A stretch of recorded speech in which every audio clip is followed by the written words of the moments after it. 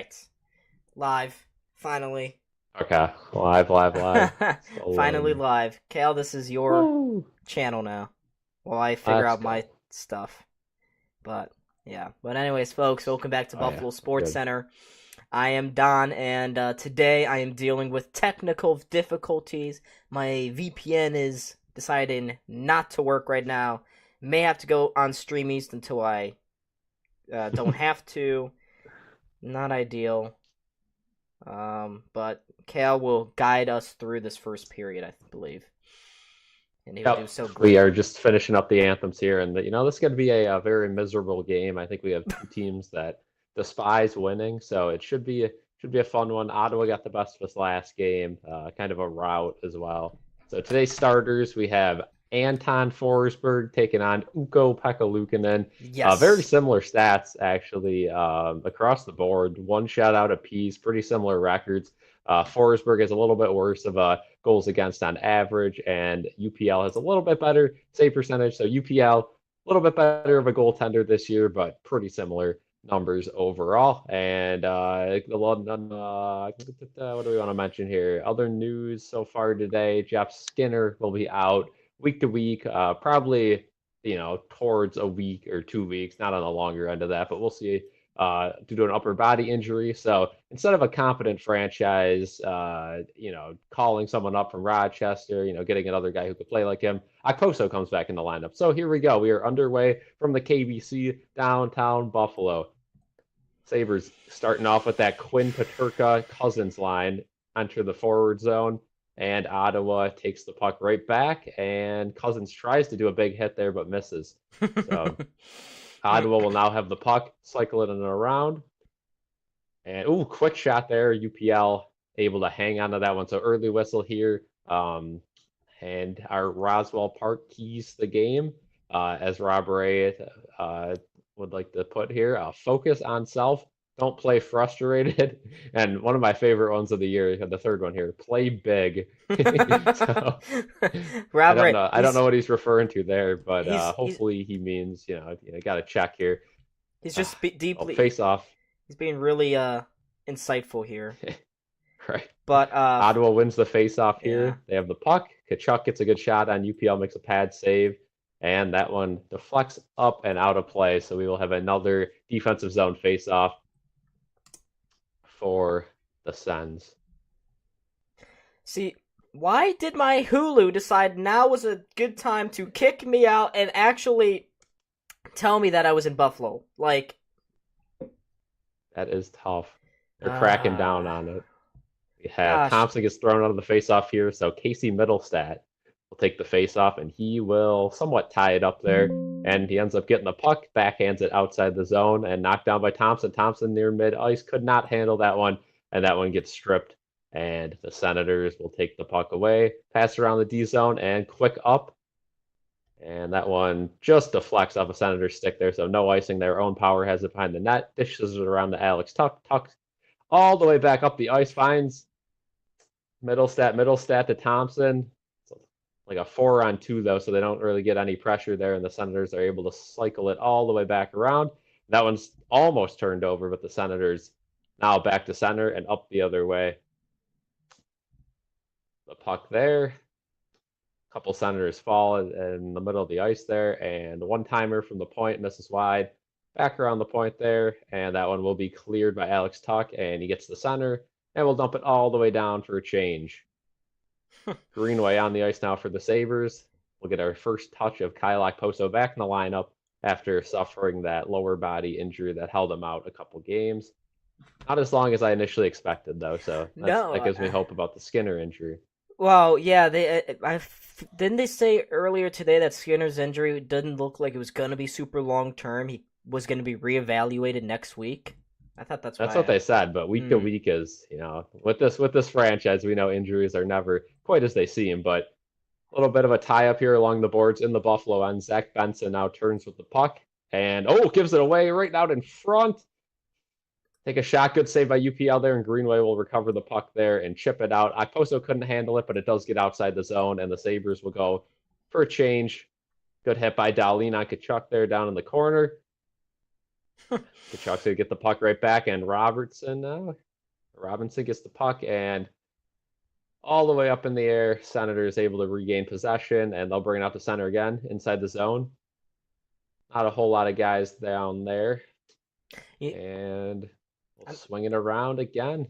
Just So so far, all Ottawa this game.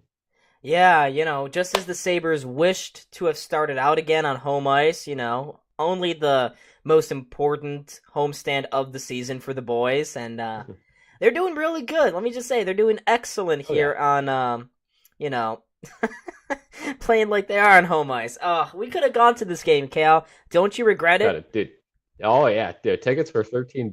Right. Oh, Zamgas. Oh, right out in front. Good save there. Oh my, by Forsberg.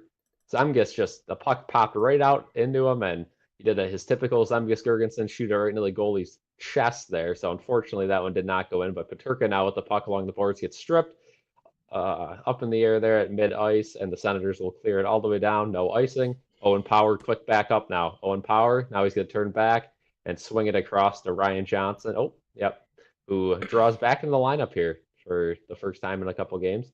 What's the plan with Ryan Johnson? I swear to God, you sit him for 3 straight games, you play him once every 4. He'd be better off in Rochester with this sort of utilization. They're not playing him. They're putting Eric Johnson on the ice over him. That is an actual choice that this organization is making. Putting Eric Johnson on the ice over Ryan. It just doesn't make any sense. Yeah, it's really a disgrace. I mean, your top defensive prospect right now, and you're just wasting him, putting him in the press box. I mean, he could be getting crucial ice time for the Amherst, but he does not. So, offensive zone faceoff now, won by the Sabres. Clifton gets a shot on net. That one just pops up. Not much out of that one, but Clifton regains possession from the point, and that one's getting cycled. Oh, nice puck rotation there, but Tuck cannot handle the pass, but ends up getting it, and then it gets stripped, and Ottawa back the other way, 3-on-3. They will just dump it and change. So Samuelson will have the puck behind his own net here as he brings it to center. Gets it up to Thompson. Thompson, oh, here we go. Here comes Thompson with speed. Gets a shot on net right on, and Forsberg will hang on to that one. Whew. Thompson with a little bit of speed there reminds me of last year, but unable to put the puck in the net on that opportunity. Yeah. It's just been all year with him. That's been the story, hasn't it? Right, I mean, Charlie, what's got to be up? the injury. Charlie says, I hope Paterka gets more than typical 11 minutes. Yeah, exactly. Hey guys, what's up? Couldn't hear your last stream. Sawyer, what's going on, man? Yeah, what happened to Krebs, man? Charlie brings it up in the chat. Why the hell is Greenway, Krebs, and Okposo aligned? That doesn't seem to make too much sense, doesn't it? Yeah, it's really bad. I just this coaching staff and the way this team's been managed this year is just an absolute joke, and you hate to see it, but you never know. It's never too late to turn it around until you're officially eliminated. So we'll see what happens here. But Owen Power now with the puck on his own blue line, swings it all the way down. Okposo barely gets a stick on it. Now Benson chases after it behind the Ottawa net, ends up getting to it and getting it back to Okposo. Okposo right on in front. Benson almost able to get a good shot on there, but Ottawa will take possession of that one. Skate it on to center and dump it all the way in. And Dahlin behind the net there just gets a piece of it to send it around to Girgensons. Now it's back to Dahlin, and Owen Power swings the puck up the ice. And that one, here we go, 3-on-2, a fourth line. Robinson gets it over to Krebs, and that was not a great pass all the way to the boards. Krebs behind the net gets flattened, and now Girgensons flattens his guy behind the net. But the Senators come out to ice. 4-on-3, nice drop back pass there, and they fumbled and bumbled with it. Not going to get anything out of that one. And now the Sabres turn it over. Point shot, missed the net. Ottawa settles that one, and that will get swung all the way around. Girgensons now along the boards, unable to really do anything there with it. Samuelson now has to step into the scrum, and he'll end up taking the puck away. Eric Johnson behind the net. Oh, boy. Gets it around to Samuelson and tipped up. Robinson still on the ice. It looks like the Sabres are trying to make a change. And finally, Krebs is able to dump that puck all the way down the ice, but that will be, no icing. They said no icing there. So the Sabres will be able to get the change that they were desperately trying to make there. 13:46 to go here in the first period. Jack Quinn and company back on the ice for the Sabres. Tkachuk gets it and tips it right in front of the net there, but good glove by Ryan Johnson to snag that out of the air. But now it's turned back over. Tkachuk behind the back pass. Good shot there. Good block by Dylan Cousins in front of the net. It was a point blank chance if Dylan Cousins wasn't able to get his body on it, but he does. And Ottawa now has the puck in their own end, and they will dump it all the way down the ice, and that one will be an icing. So the Sabres will have an offensive zone faceoff here with just over 13 minutes to go in the first so far. I love watching the game 20 seconds behind, Cal. Oh, it's great. It really is great. I don't know. You might. I don't know. I think for next year we're gonna have to figure out some way to get on the same exact timeline, but it's just tough when I use the MSG and you're using Hulu, and it's just Well, I they're can't. always off. I still Or can't. well, tonight Yeah, I it's still. different, but yeah. That's the difference here tonight, ladies and gentlemen. I still cannot get my VPN to work on Hulu, so I'm watching on Streamies right now. Um, only 20 seconds behind. So Cal is your conductor here this evening. Um, yes, sir. We almost went to this game Sabres. too. Oh, big turnover there. Tage Thompson in front of the net couldn't get it though. Couldn't get it, and that'll be a penalty. So Thompson gets slashed there. I believe we will have a penalty there, or let's see, what are they calling here? They cut the commercial quick. I don't know exactly, but it looked like a penalty. If not, it was some sort of glove pass. Yeah, no, The Sabres will be headed to a power play. It is a power play here for the Sabres. The arm's got his arm in the air. Looks like a trip on Middlestat. So, yay. Yay, the Sabres are going to get a power play. Oh, yeah. Why can't your Sabres do good for once? Miss them in the playoffs. Oh, thanks, Water King. I think we missed them too. Oh, we're going to miss them. Oh, at least we do have one team in the playoffs this weekend. We'll see how that goes. Again, I'm starting to get nervous. Weather's looking not great. Yeah, it's looking like weather's not.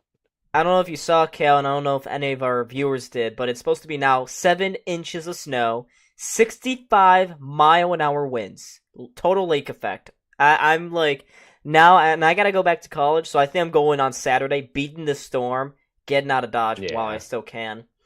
It's probably a smart idea because, I mean, let's be real here, that in the Buffalo weather, you never know what it could be. They could be saying 60-mile-an-hour winds, 7 inches, and another source will be saying 20 to 30-mile-an-hour winds and about 2 to 3 inches. So you never know what it's truly going to be until it comes down. But again, with a warning like that, it's definitely better to be proactive. And if anyone is heading out to that game, I mean, right now it's looking like it's going to be miserable in the stands. And anyone from Pittsburgh coming up, I don't know if they're going to make it in time. They better leave Saturday as well, because road conditions are not going to be good if what they're saying stands true. But we are back from commercial here, and we're gonna take another look at this trip on Middlestat and the interference call here.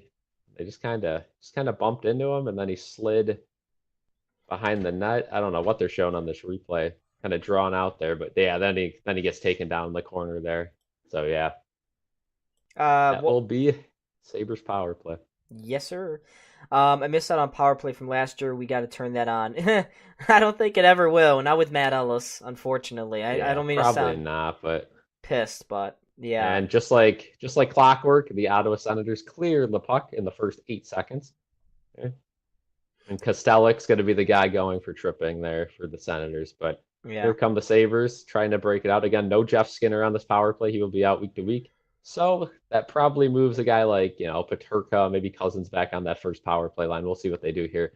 But it looks like Quinn is actually going to be the guy. So Quinn skates the puck in and immediately gets stripped, and that'll go all the way back down the ice again. So the first 40 seconds of the power play have been spent not in the Ottawa zone.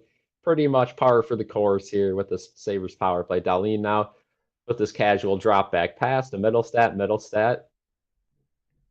And the lucky bounce there goes back to Dahlin. So now they finally will get it set up a minute into this power play. Thompson swings it back for Dahlin. Dahlin looks over to Quinn. Quinn now hesitates, gives it back to Dahlin. Dahlin back to Quinn. Quinn down low to Middlestat. Middlestat now. Just such a stagnant power play right now. Quinn back to Dahlin. At least they're passing it. And Quinn can't handle the pass, and that one is cleared. Oh boy. I mean, it doesn't get any easier than that, just back and forth, and they can't even handle the passes. So 35 seconds to go here in this power play. Sabres finally are getting some of the second unit guys on.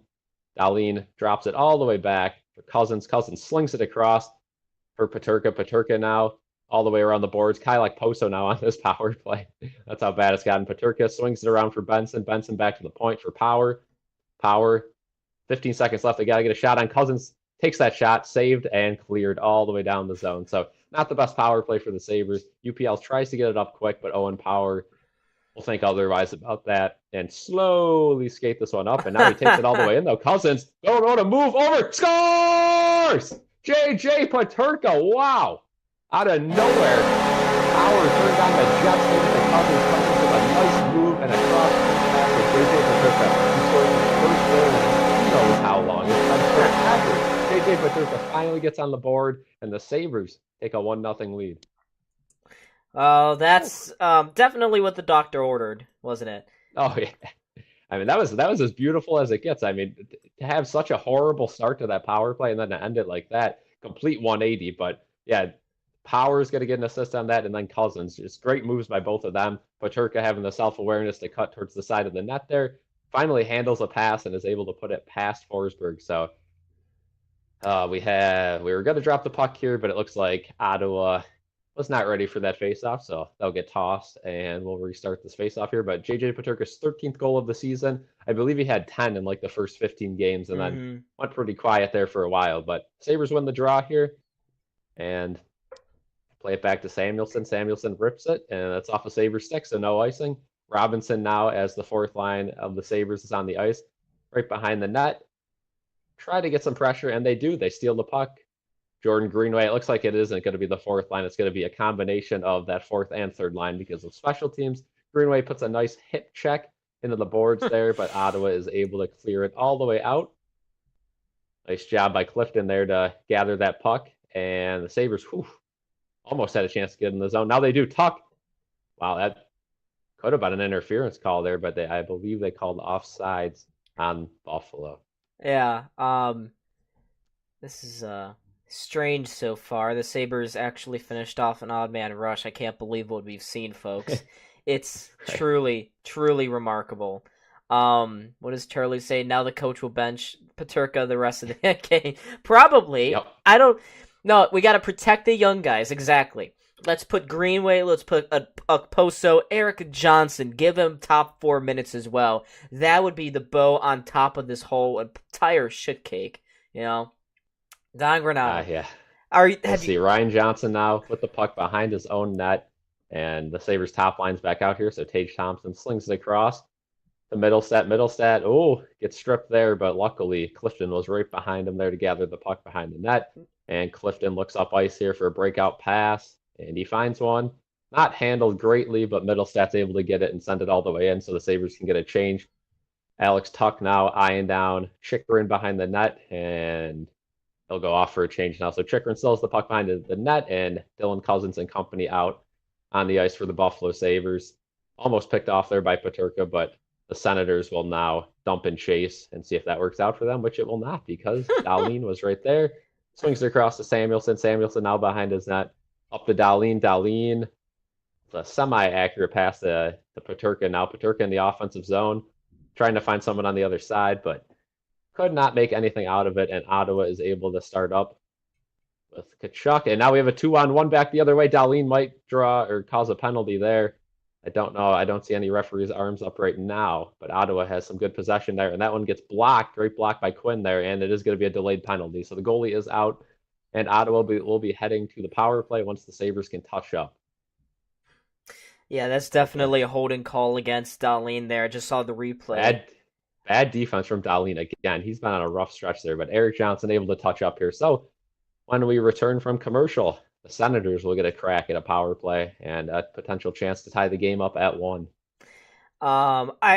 Again, the Sabres and their odd man rushes against. Can we stop? I understand that they want to just play free flowing again, not play Ralph Kruger hockey. The problem is, seriously, do we not have the talent? This is more of an indictment that I can't handle anymore. I really can't. Don Granato, please get the hell out. And I debated for a long time with on the last stream about who should we get. My partner on the stream that time, Cam, was arguing we go for another inexperienced young head coach, and I vehemently disagreed with that. extremely Yeah. disagreed. It's a Total. it's a tough one, right? Because you could get a veteran guy who's kind of, it's tough because you have a young group and you have a group that wants to play that new school hockey fast. So immediately you think maybe we should get a newer, minded coach. But at the same time, We've done that really that. hasn't worked, right? You can't really do that. So if you go that route, you have to get a new-minded coach that's new. Whereas Don Granato's kind of, in between, right? Like Yeah.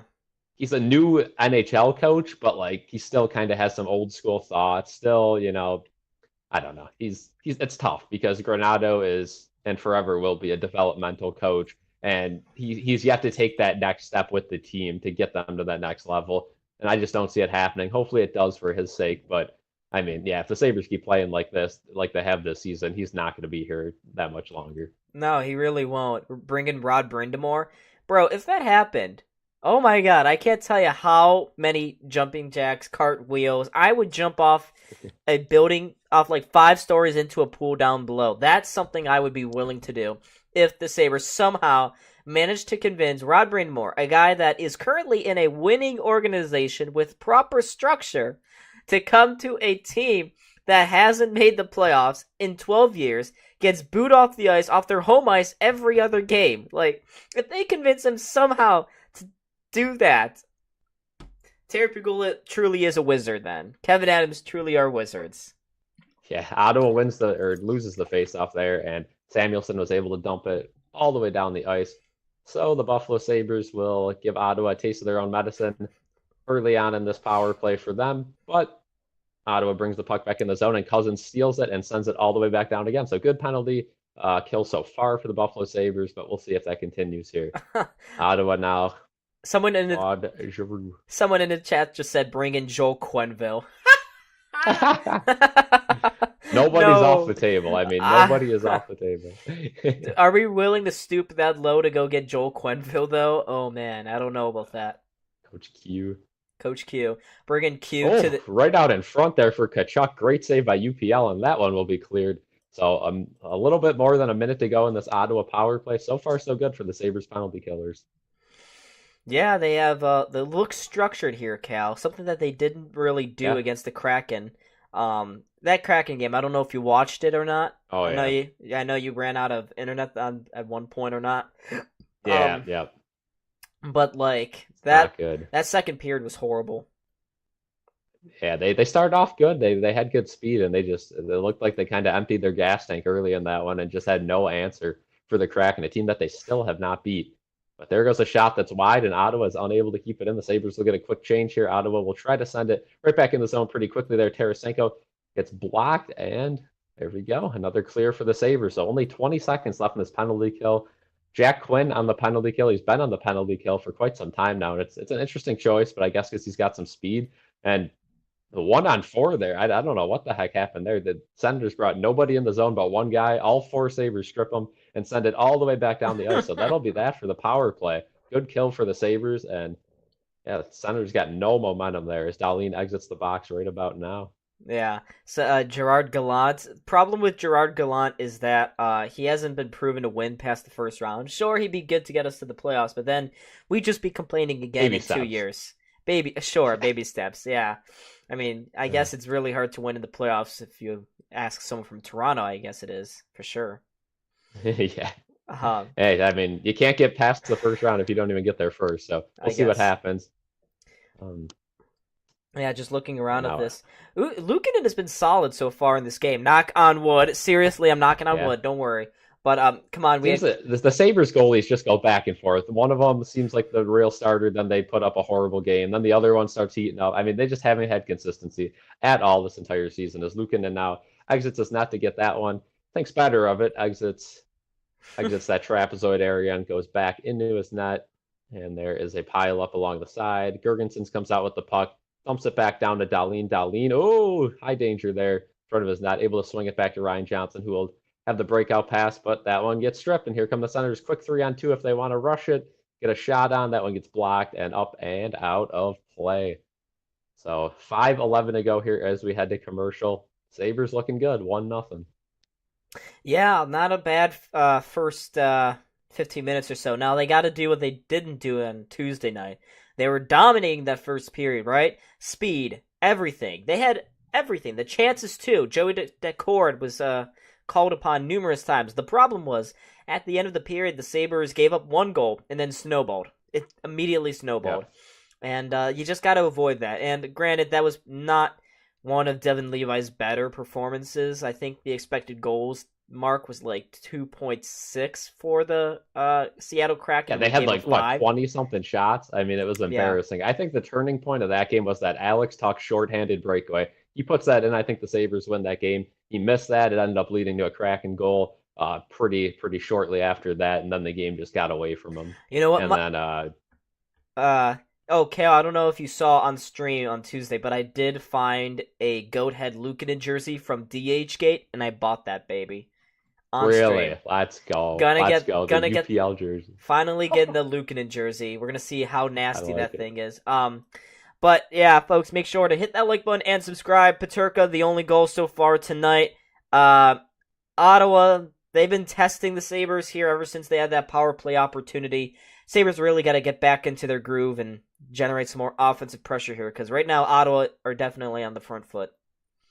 And this is Yeah, Sabres, aside from that power play and a little bit before, really haven't been a great team in this game so far. UPL's made a couple good saves, but overall it's been, just kind of a back and forth.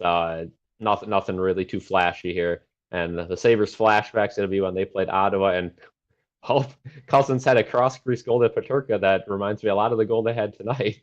And that was his first goal in 2022, JJ Paterka's first goal. Yeah, it 24. looked a heck of a lot like the one he scored tonight. So Hey, maybe Kale. maybe they just got to start running this formation a little bit more. I guess so. But Kale, did you just say we're in 2022? The game was 2022. Oh, oh, Yeah. oh yeah, that's right. That's right. He did that season opening game. I forgot. Yep. Oh, yeah. You're right about Here we that. go for the Sabres. Defensive zone faceoff. Middlestats able to win it, and Eric Johnson will backhand scoop that one almost out of the zone, but it's Eric Johnson, so couldn't get out of the zone Oh, and get swung all the way back around to the other side. And the Senators will run into the brick wall that is known as Casey Middlestat, and they score from the point. woo! Is it? There you go. Tarasenko is going to pick up a goal here for the Senators, so it will be 1-1 here with a little bit less than 5 minutes to go in the first. And again, that started with a bad turnover by Eric Johnson, just backhanded it, couldn't get it out of the zone. I don't know where he was going. And yeah, good screen in front by the Senators. Just checking for goaltender interference here. It was pretty close to him, but yeah, no, that's just a good screen. Eric Johnson in front of the net, unable to tie up his guy. And yeah, just out of vision for UPL, who had two guys right in front of him. So they might say McEwen got a tip on that one. We'll see if they change that one. But for now, I think it's Tarasenko's goal, and the puck will drop. So there you go, officially 1-1 in this one. Chikrin with the puck now, swings it all the way down the ice, and no icing. Cousins now backhands it around for the Sabres. Jack Quinn in the corner. That's a good move. Oh, couldn't get the pass there, though. That could have been a quick 2-on-1 for the Sabres. Instead, Kachuk will end up with the puck. And, another near miss for the Sabres. Could have picked that one off, but that will be an icing as Dahlin touches up. But that's another typical Sabres goal. First off, where was UPL? I get he was screened, but that shot hit like the middle of the net. So where is he sliding off to? He's sliding off into Atlantis. I swear to God. Also, number 2, why is it that when teams go up against the Sabres, it's so easy to just walk into our zone? We have so much difficulties at other teams' blue lines. They just kind of walk in. There is no confrontation. There's no step up whatsoever. I don't understand. Oh, Benson right in front of the net, couldn't get it. Okposo got another whack at it, but nobody could get it by Forsberg. Whew, what a close chance there as Benson took it and almost put it in there on a little bit of a half wraparound. But Senators will take it into the Sabres' end, and Dahlin takes care of that one pretty easily. Samuelson just blatantly gives it away back to the point, though. Luckily, no Senator was behind the net on the pass back, and Dahlin tries to get it back to Samuelson, and like I tied up on the net, almost put it in his own net. But now we got 2-on-1 back the other way. Benson going in with one hand, almost tries to shuffle it in with one hand, but had a guy draped all over him there. No penalty call there, though. So and we will have a penalty. Oh, no. No penalty, but Forsberg is hurt. Okay, so Forsberg looks like he got injured there. He's bent over. I don't know what exactly is wrong with him, but it looks like he got injured trying to save that Benson one-hander. Let's see if Benson maybe ran into him. Yeah, it looks like no, it didn't look like he ran into him. It just looked like when Yeah, he no. stretched out that left or that right leg of his, something I don't know. Let's see here. It's really weird there. And Jonas Corposalo is warming up here for the Senators. So if you're an Yeah. Ottawa fan, Corposalo hasn't been good this season. He's looking to come into this game here. Forsberg appears to have a lower body injury.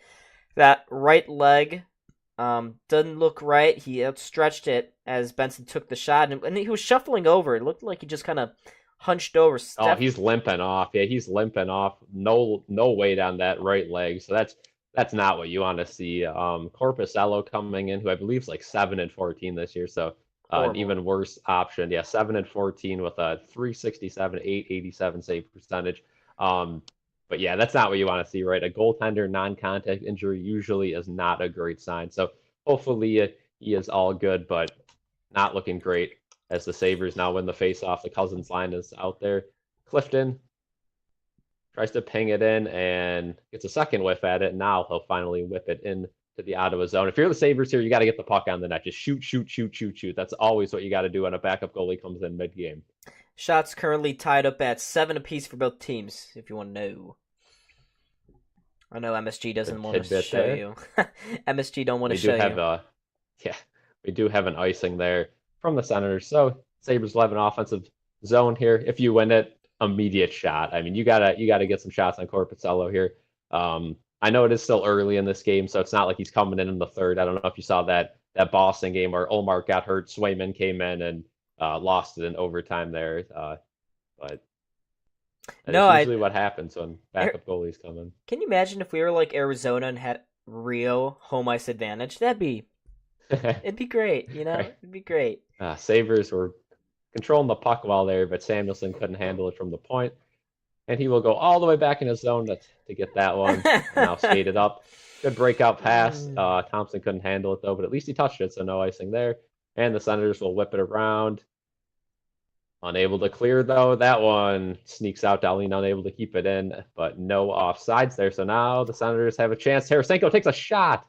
Good save by UPL. I don't know if that one went off his pad or what there, but Tage Thompson now will skate the puck to center, and he's going to take it himself here. Tries to go through two guys, whips it, scores! Tage Thompson, toe drag snipe, brings the puck in, and on the first shot, like I said, Corpuscello faces, he lets it go right by him. Top corner, top for Tage Thompson.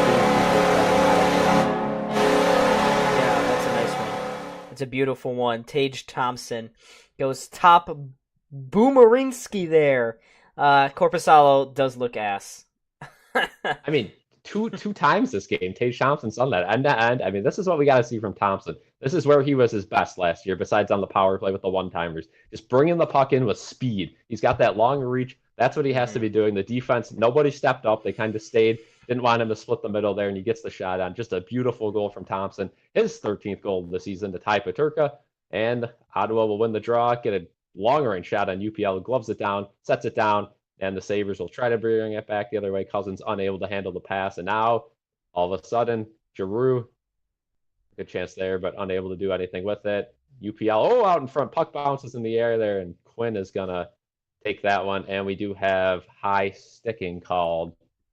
No penalty, but just played with a high stick, so the draw will be in the Buffalo Sabres zone. What was Corpusalo doing though on that Tage shot? He could see it from 20 feet out, clear sight. Right. It was between the two defensemen, as you said, and Gabby Oates is in the chat. Just a snipe. And that's what again, if you're a backup goalie, if you play hockey, you know backup goalie is one of the toughest spots because if you got to come in, you have you're almost guaranteed not to touch that ice for the game, and all of a sudden your starter goes down and you're thrown into the fire with very limited warm up. But Eric Johnson gets the puck now, and that one gets tipped almost into the Ottawa zone. Owen Power intercepts a pass there, and I mean, I just thought he got tripped there. He went down to the ground. I don't. After that face-off, it looked like he got tripped up. No call from the referees, though. Yeah, good shot there from Robinson, but nothing happens here. What's your clock at? Let's see how far apart we are. I'm at 150. Okay, so it's not too bad, but a little bit. Where are you Oh, out at? in front of the net, Jorgensen's couldn't get a stick on it. Now Chikrin will skate the puck up and out of danger for the Senators. UPL behind his net to touch it up, and Dahlin will easily take that one and pass it up to Greenway. Jordan Greenway now coming up the zone with speed, dishes it off. A little give and go there behind the net. Poso couldn't get to the puck in time, and Ottawa will bring the puck 3-on-3 back the other way to center ice. It's kind of a good move there, but Dahlin able to recover the puck behind his own net and skirts it up to Poso. Greenway now. Oh, Greenway gets tripped. I don't know if there's an arm in the air for that one. No, there will not be.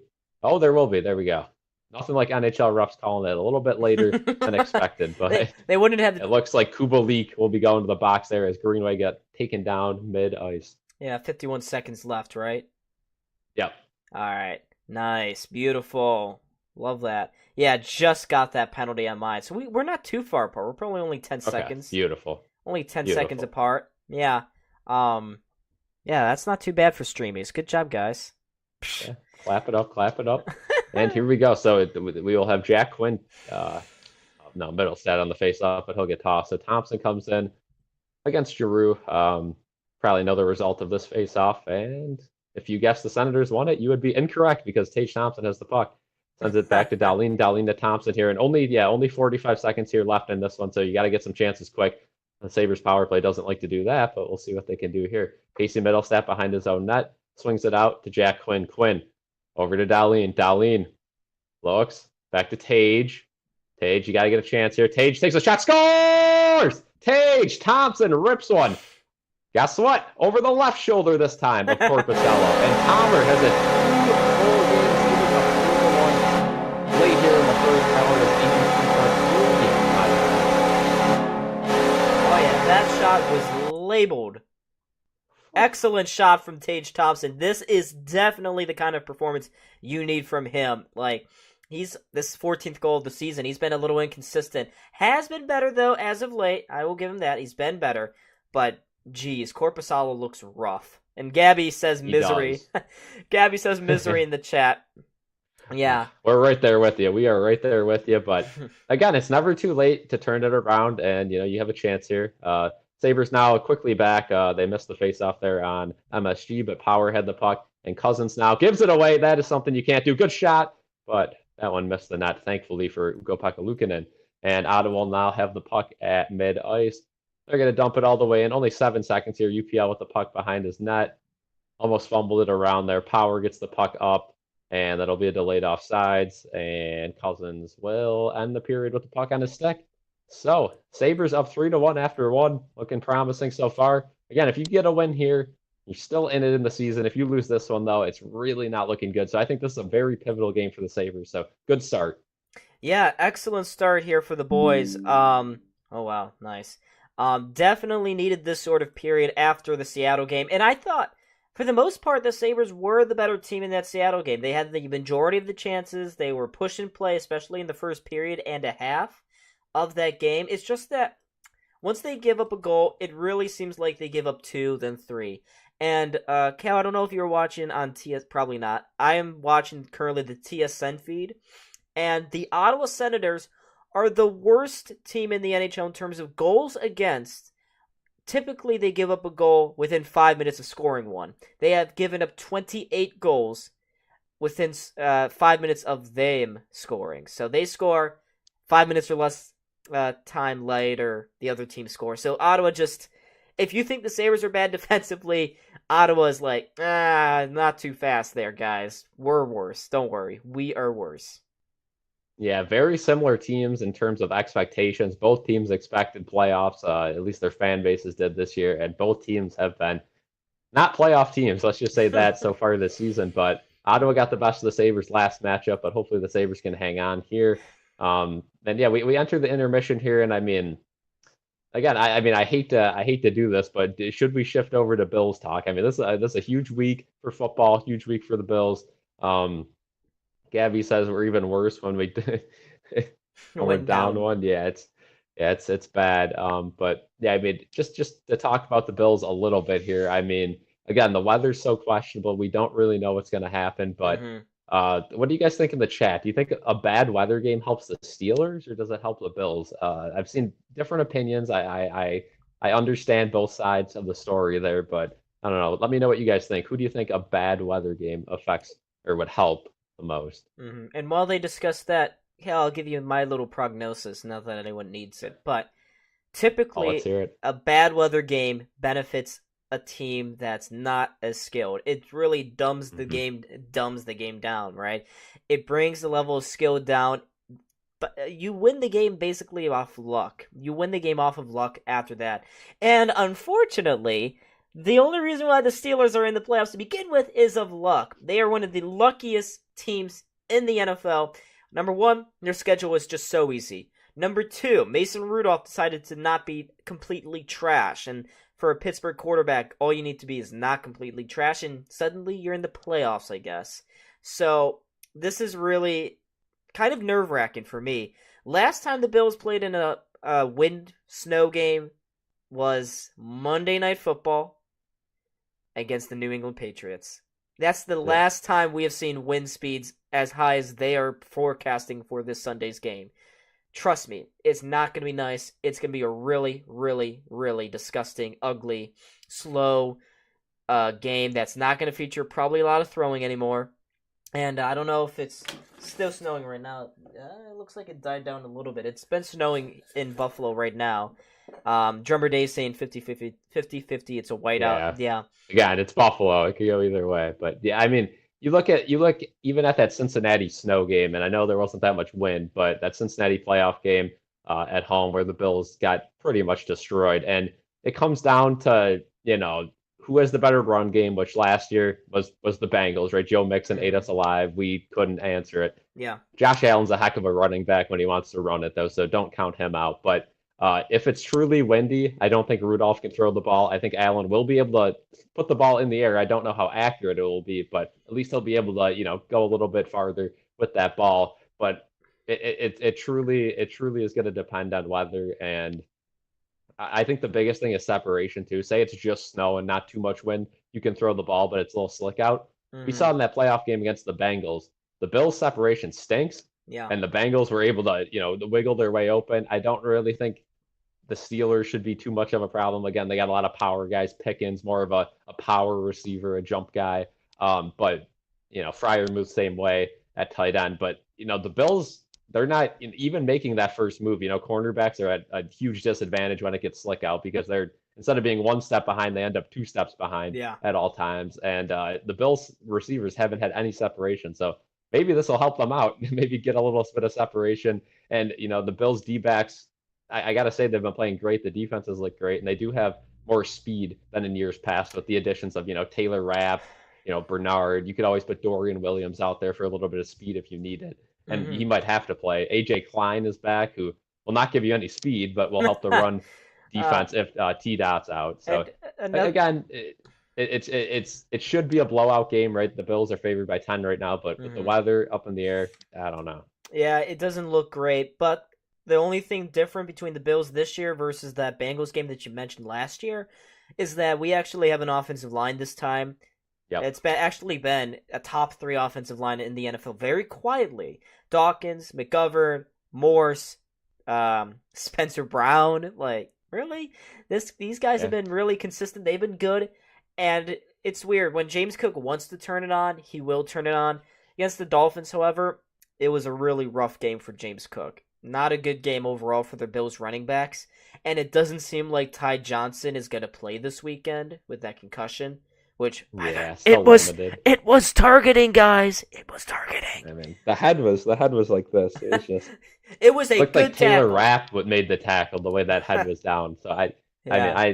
I don't know. The refs have been bad. We do have Carl Cheffers this week who blessed us with that Kadarius Toney offsides call the last time we had him. So hopefully he's feeling a little oozy for the Bills. But yeah, I mean, I think it's going to be a close game. I think all the playoff games. I mean, we were going over them last night, and it looks like all of them should be pretty good games. And the only one that could possibly become a blowout is the Bills game, and it's just Yeah. not going to be with the way the weather's set up. No, it really won't. And I think a lot of people are under that misconception. The last couple of wildcard games that the Bills have been in, last year against the Dolphins, it was a 3-point game. The year before, what was the year before? I don't even remember now. Oh, that was the Patriots. That was the blowout, right? Yeah, that was Yeah, 13 the seconds. Super Bowl winning season. Yeah. That was a Super Bowl winning season that somehow ended in the Yeah. divisional round. We don't. But yeah, it was the first of our three Super Bowls. Yeah. Yeah, exactly. But the first wildcard game against the Colts, that was a 3-point game too. Last year was a 3-point game against the Dolphins. So the Bills, despite being heavy favorites in all three of those wildcard matchups, two of those they were close games. Now, if we're gonna go based off of this is our Super Bowl winning season, and isn't it weird? This year feels a lot like 2021 in a lot of ways. It really does. And let's Bills team. I mean, let's be honest here. They could easily go out and just put up a stinker any week and Mm-hmm. get blown out. And I have such a little confidence in this team that it almost boosts my confidence because I've said it all year, and the Bills just seem like a cursed franchise. Nothing ever goes their way. If there's Yeah. any year that the Bills are going to win the Super Bowl, it would be a year where they're 6-6, fire their OC mid-year. People are calling for the coach's head. There's a complete bomb of a report by Tyler Dunn that blows up the coach's morale, blows up the coach's whole life for a couple weeks. The team rallies around him, and all of a sudden it's this great comeback story. But you could say the same thing about last year with the DeMar Hamlin situation, and you're like, well, maybe this is the year, right? Like that's never happened before, and all of a sudden maybe this team could rally around him, and thankfully he was all good and attended that playoff loss. But it just seems like this team just nothing ever goes their way. It's tough to complain, right? Because there's Mm-hmm. teams that have missed the playoffs the last couple of years too, and at least the Bills are making it, but they just can't take that next step. And if you want to be a good team in the league, and if you want to hold your spot as a coach, I mean, we're even seeing with Mike Tomlin, who's had how many winning seasons in a row. If he loses this game, he might step away from coaching. Belichick's gone now. I mean, Pete Carroll, they just fired. I mean, some of these guys, it doesn't matter your reputation, or it doesn't matter that you're just getting there. We could easily see Mike McCarthy get fired if Yeah. the Cowboys lose. We could see Sirianni if the Eagles lose week one in the playoffs. So there's a whole lot that could happen. Water King, as a New England fan, hopes the Bills will lose this week. Bro. Hopefully it doesn't happen. But again, I could easily see it happening. I mean, I have a 70% win percentage here for the Bills this week. But Mm-hmm. again, if the weather continues to be bad and it's not looking good, that's going to significantly decrease to probably a 50-50 game, right? I mean, that Yeah. takes football out of it once it gets to that point. Well, I mean, you go back a couple years and 7 inches of snow, 65-mile-an-hour winds. You're looking at a game like, remember that Bills Colts game? It was Nathan Peterman's time. It was a 13-7 overtime victory for the Bills. Yeah. Just it was nearly impossible to play football. And these rumors were unsubstantiated, but these are rumors nonetheless, and these just show the concern currently in the NFL for their, one of their prime wildcard games is that there are rumors that this Bills game may have to move to Cleveland. It may have to move to Cleveland instead of Buffalo, which would seriously, that actually give the Steelers basically home field advantage because they're only an hour and a half away compared to Buffalo being 3 hours, plus Bills fans being stuck in the snow. Yeah, it would definitely be a rough decision there. And if they make that decision, I mean, it's got to be Saturday, right? You can't make that decision.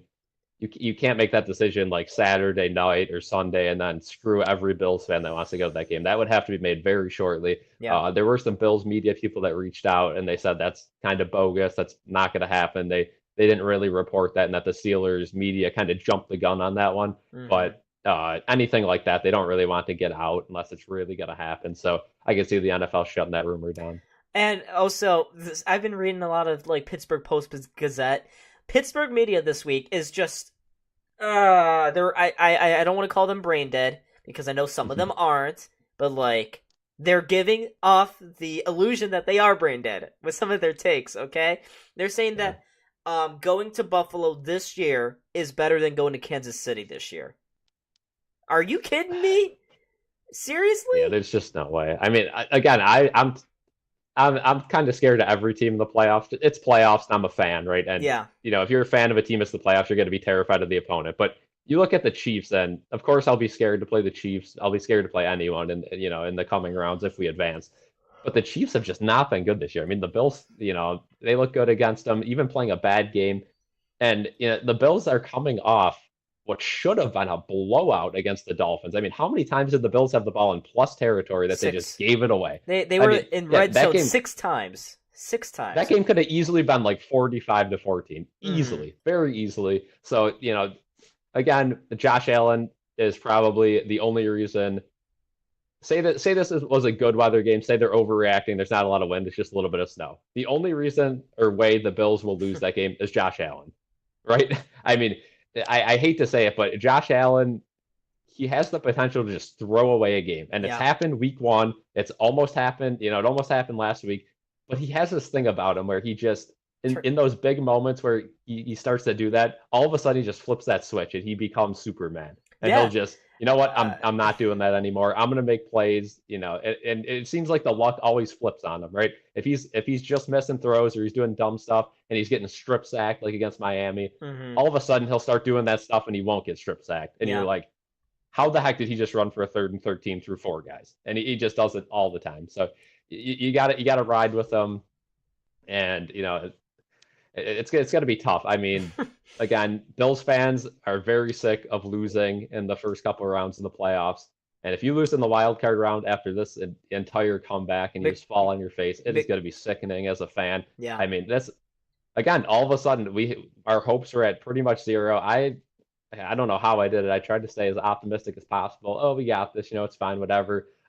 Week by week, but again, if you do all of this for nothing and you don't even make the AFC chip or the Super Bowl, it's just going to be an embarrassment all over again. And then you got to start having conversations about the coach and about, key pieces on your team. And do you trade this guy? What do you do in the offseason? You already got a bunch of cap. Von Miller, is he going to play? There's so many questions that arise. Winning solves all. So they got to win. And one last point on that game before we switch over back to the Sabres.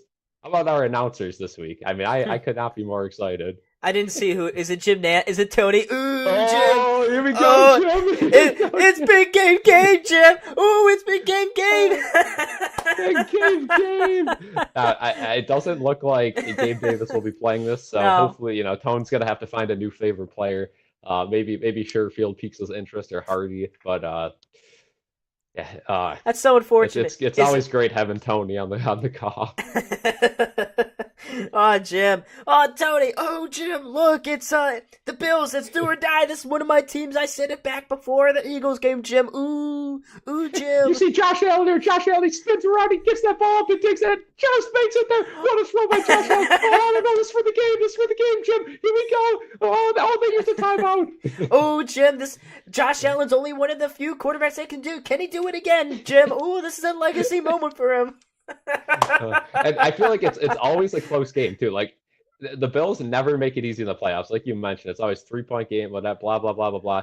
I mean, you look back at that first Josh Allen playoff game against the Texans, they were murdering them. And if it wasn't for that horrible, ref incident where they didn't touch the ball in the end zone on the kickoff and on the punt or whatever, I think it was the kickoff, right? And the Bills just picked it up, should have been a touchdown, called it a touchdown. All of a sudden, like the special replay ref walked onto the field, said, nah, completely flipped the game, and the Bills were unable to win that one, which, again, if they win that one, that Bills team could have done it too. I mean, Josh Allen was having a good year there. He was turning up towards the end of the year. So it just seems like the Bills have pissed away so many good opportunities, and you never know when, again, playing quarterback in the NFL, you never know when you're just going to fall off that cliff or get injured. So, again, hindsight says you should have another good 10 to 15 years with Josh Allen, but it's a chance you only got a couple left. So you got to win a Super Bowl. You got to do it, and you can't waste it keep again. Relying that your guys are going to stay healthy every year. Yeah, and this is the second last year probably is Stephon Diggs. I don't know if the Bills are going to re-sign him, or if he wants to re-sign in Buffalo after his contract expires next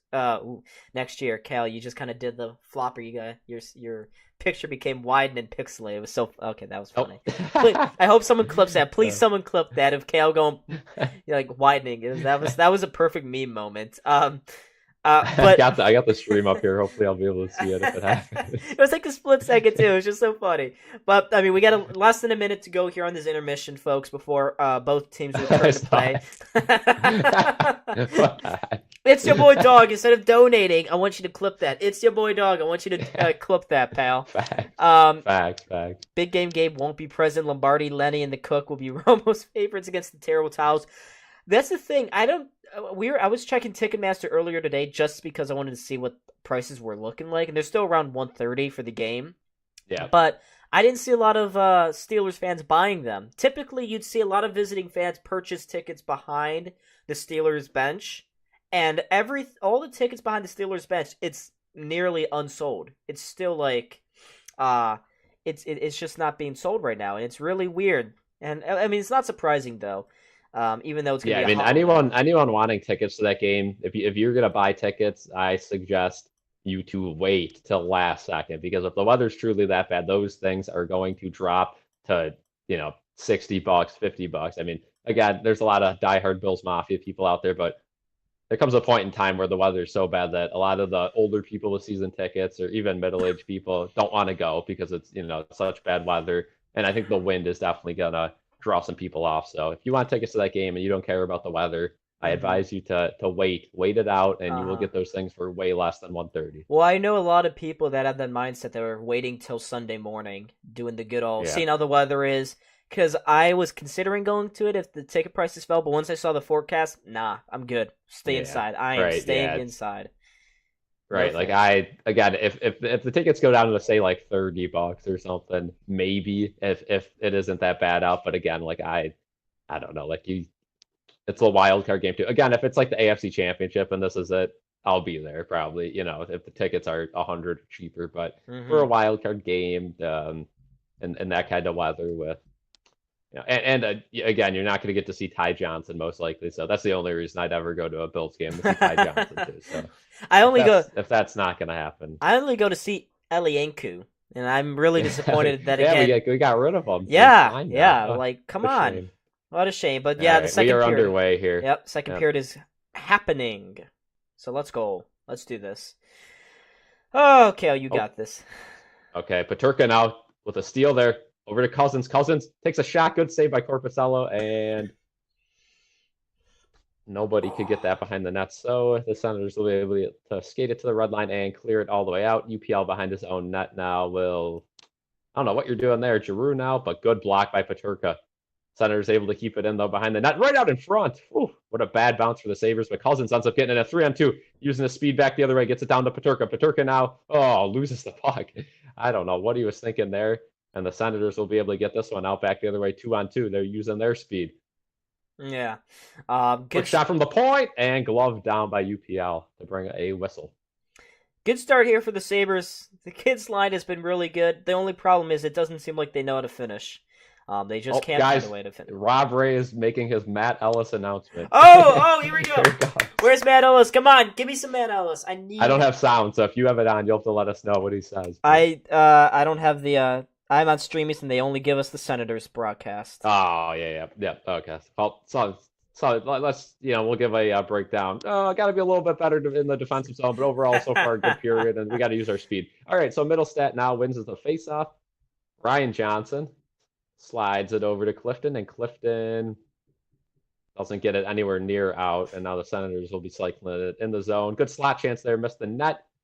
Makes a funky bounce behind the zone. Tage Thompson puts his body into a guy, gets stripped, but is able to get it up and back to Ryan Johnson. Ryan Johnson tries to get to Thompson, but that will not make it, and the Senators will skate the other way. Good pass there into the zone. Whew, could have been a good chance there, but bounced over a Senator stick. And there's a scrum in the corner now. Tage Thompson ends up with the puck, boxing a couple Senators out there, gets it to Ryan Johnson. Johnson to Middlestat to Thompson. Thompson gets it up. And I'd assume the Sabres are just going to dump this one down, which they do. Middlestat cannot win the race, and that'll be an icing. So kind of a breakdown there for the Sabres, who could have just skated that one out and dumped it, but tried to do the breakout pass to Middlestead, who was not fast enough. So now that line will be stuck out here a little bit longer. A little bit before that, in the own zone, I want to feel like the refs kind of missed a trip there against the Sabres. I Yeah. saw a Senators guy go flying down onto the ice as he was trying to get out of the corner there, but no call from the referees. Interesting, no call. Yeah, you never know if it's a guy slipping or if it's a guy getting tangled up or if it's a guy getting tripped until you see the replay there. But yeah, from the broadcast view, it did look like a trip. But Sabres win the faceoff here, which they've honestly looked okay at the faceoff circle so far this game, which they usually don't. But Bring back Cody Eakin. Clifton, Bring back Ryan yep, O'Reilly. Cody Eakin and Curtis Lazar. Curtis Lazar, yes. I miss the days when Curtis Lazar started off the 3-on-3 overtimes for the Sabres. Yeah. Those were the Would good win days. the faceoff and immediately skate off. Oh yeah, those were the good times, folks. 16 people in the chat. Make sure, folks, hit that like button. Oh, baby. Subscribe. We're at 2007. Let's get to 2010 subscribers. How about that? We're getting close to the year as the Sabres ice the puck again. Woo! Luckily, they were able to make a couple changes there. But yeah, Clifton sends the puck down. Missed Okposo with that pass. But yeah, I mean, again, we're steadily over 2K now, so we can stop being worried of dipping down. I think we're good now. But yeah, that's a big number and it's exciting. And after the stream, if you guys want to check out the Bills preview videos, there's two of them. One especially for the preview for the game. So if you guys want to check those out, please do. And it'll be Giroux versus Middlestead in the faceoff dot in the Sabres end here. And Giroux wins that one. But great job there by Clifton stepping up. Oh yeah, Clifton stepped up there and was able to get that one out. But now no one's back on defense. Good stick there by Ryan Johnson. It was a quick 3-on-1 behind all the Sabres rushing back, but not a whole lot of space to do anything. And now Ryan Johnson topples a guy in the crease, and that is going to be a penalty. And now we got a little bit of a scrum in front of the net. A little pushing, a little shoving. Kachuk, of course, in the middle of that one. And it doesn't look like anyone's going to go. So yeah, Ryan Johnson will have an interference call here, and Ottawa will head to the power play. Something you really did not want to give the Senators another chance at the power play. But you handled the first one pretty well. And yeah, it just looked like, I mean, Kachuk's in the crease there as UPL slides to the left, and Johnson tried to clear the front of the net, hoping that puck didn't jump out in front of him and just kind of took him out. I don't know if they're going to call cross-checking or interference, but a little bit of both there. Definitely a penalty. Oh yeah, Charlie, I agree. The Sabres should get an owner just like the Bills owner. I totally agree with that. Would love if we had the same owner. Yeah, right. We should get the Bills owner seems to be doing good, but whoever's run the Sabres team. Yeah, he seems to and Cousins is able to get to that one, and instead of clearing it, he's going to try to skate it, but he gets stripped, but puck ends up deep in the Ottawa zone anyway. And I don't know if you've been seeing the pictures of everyone tweeting out pictures of the arena, but there are so many seats that are just broken in that place. And like the construction, they're putting like planks of wood as like the hand rests instead of like fixing them with the plastic. It's horrible. It's a really well renovated arena, Cal. I don't know if you guys knew that, but like this arena doesn't need the improvements. Okay, totally doesn't. And it's not like the KBC's a beaut. Yeah, they are renovating it a little bit in the offseason, getting a new scoreboard and a little bit else. Oh, good chance there. Good block by the Sabres, and they will clear that all the way down the zone with a little above a minute left in this penalty kill for the Sabres. So far, same thing as the first one. They haven't really had any chances, and Sabres have been able to clear the zone a couple times. Their block shots in this game, 11-1 for Buffalo. When the Sabres block shots, they usually win the games. Again, kind of. Oh, and Tuck is able to strip them there. Tuck coming down the left side. And good save there by Corpusello, who will glove it and not move on with it. So offensive zone faceoff here on the penalty kill with 47 seconds to go. Interesting too that Corpusello did make a save. I wonder what went into that. What made him actually want to make a save this time? It's really interesting if you ask me.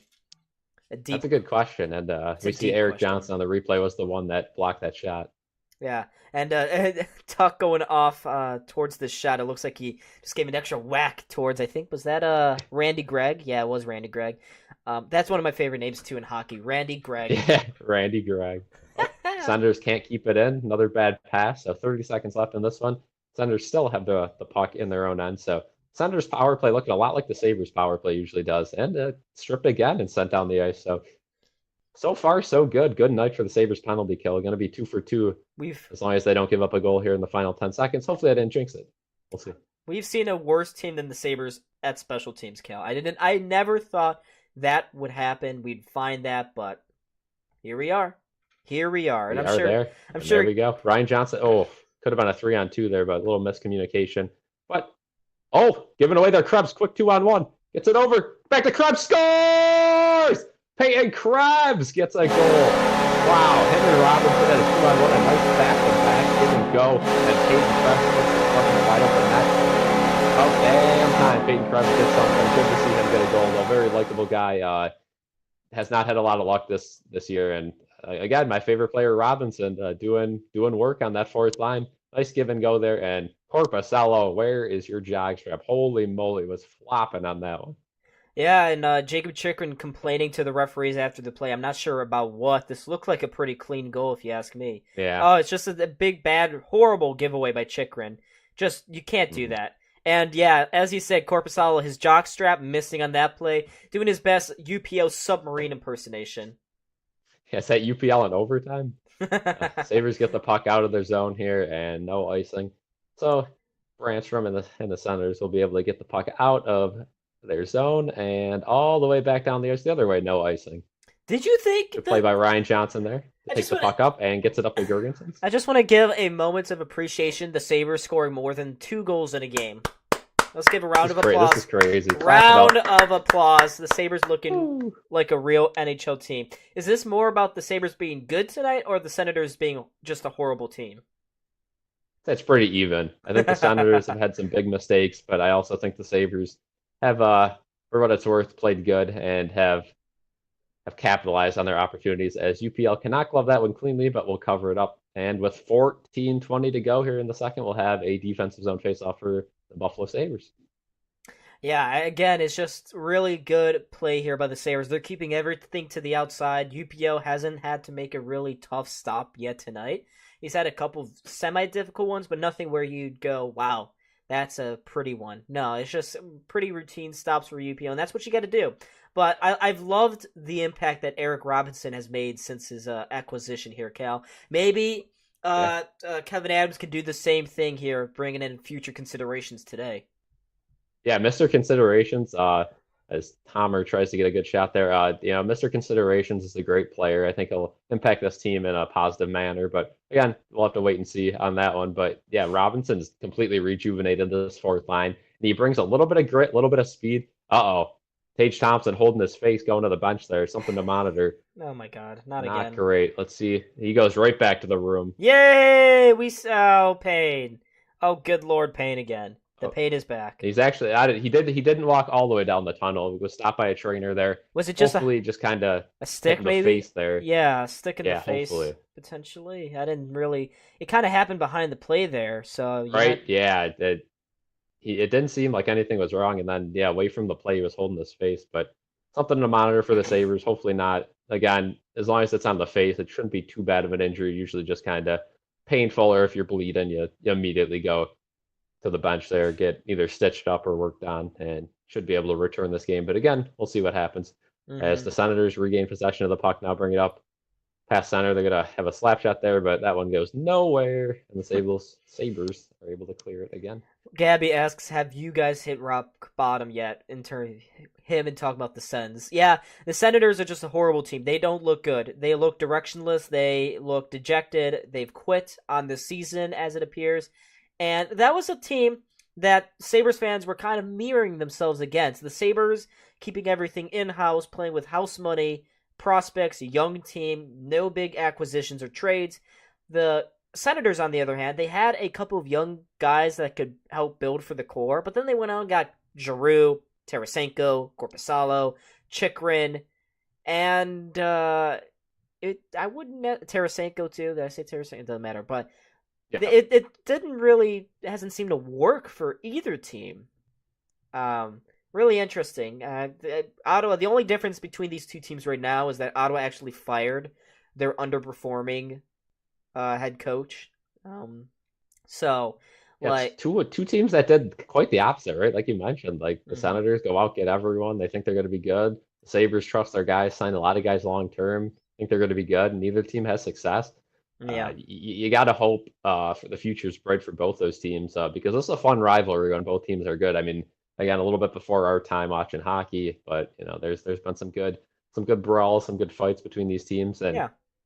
I kind of wish the NHL would go back to the old schedule where you played, more division games than what they do now because, the hockey rivalries are something truly special. And I Yeah. don't think we see enough rivalry games in the NHL. I mean, you'll get the occasional back-to-back against a West Coast team or something where it gets chippy, but then you don't see them for another 12, 8 months or whatever. And then both teams are completely different. So, I would like to see more rivalries in the NHL. I think it would definitely help their fan base, definitely help, bring people into the sport because I mean, for those couple of games where, you got Calgary and out, yeah, oh, Thompson got hit in the face with a stick Hmm. on the replay there.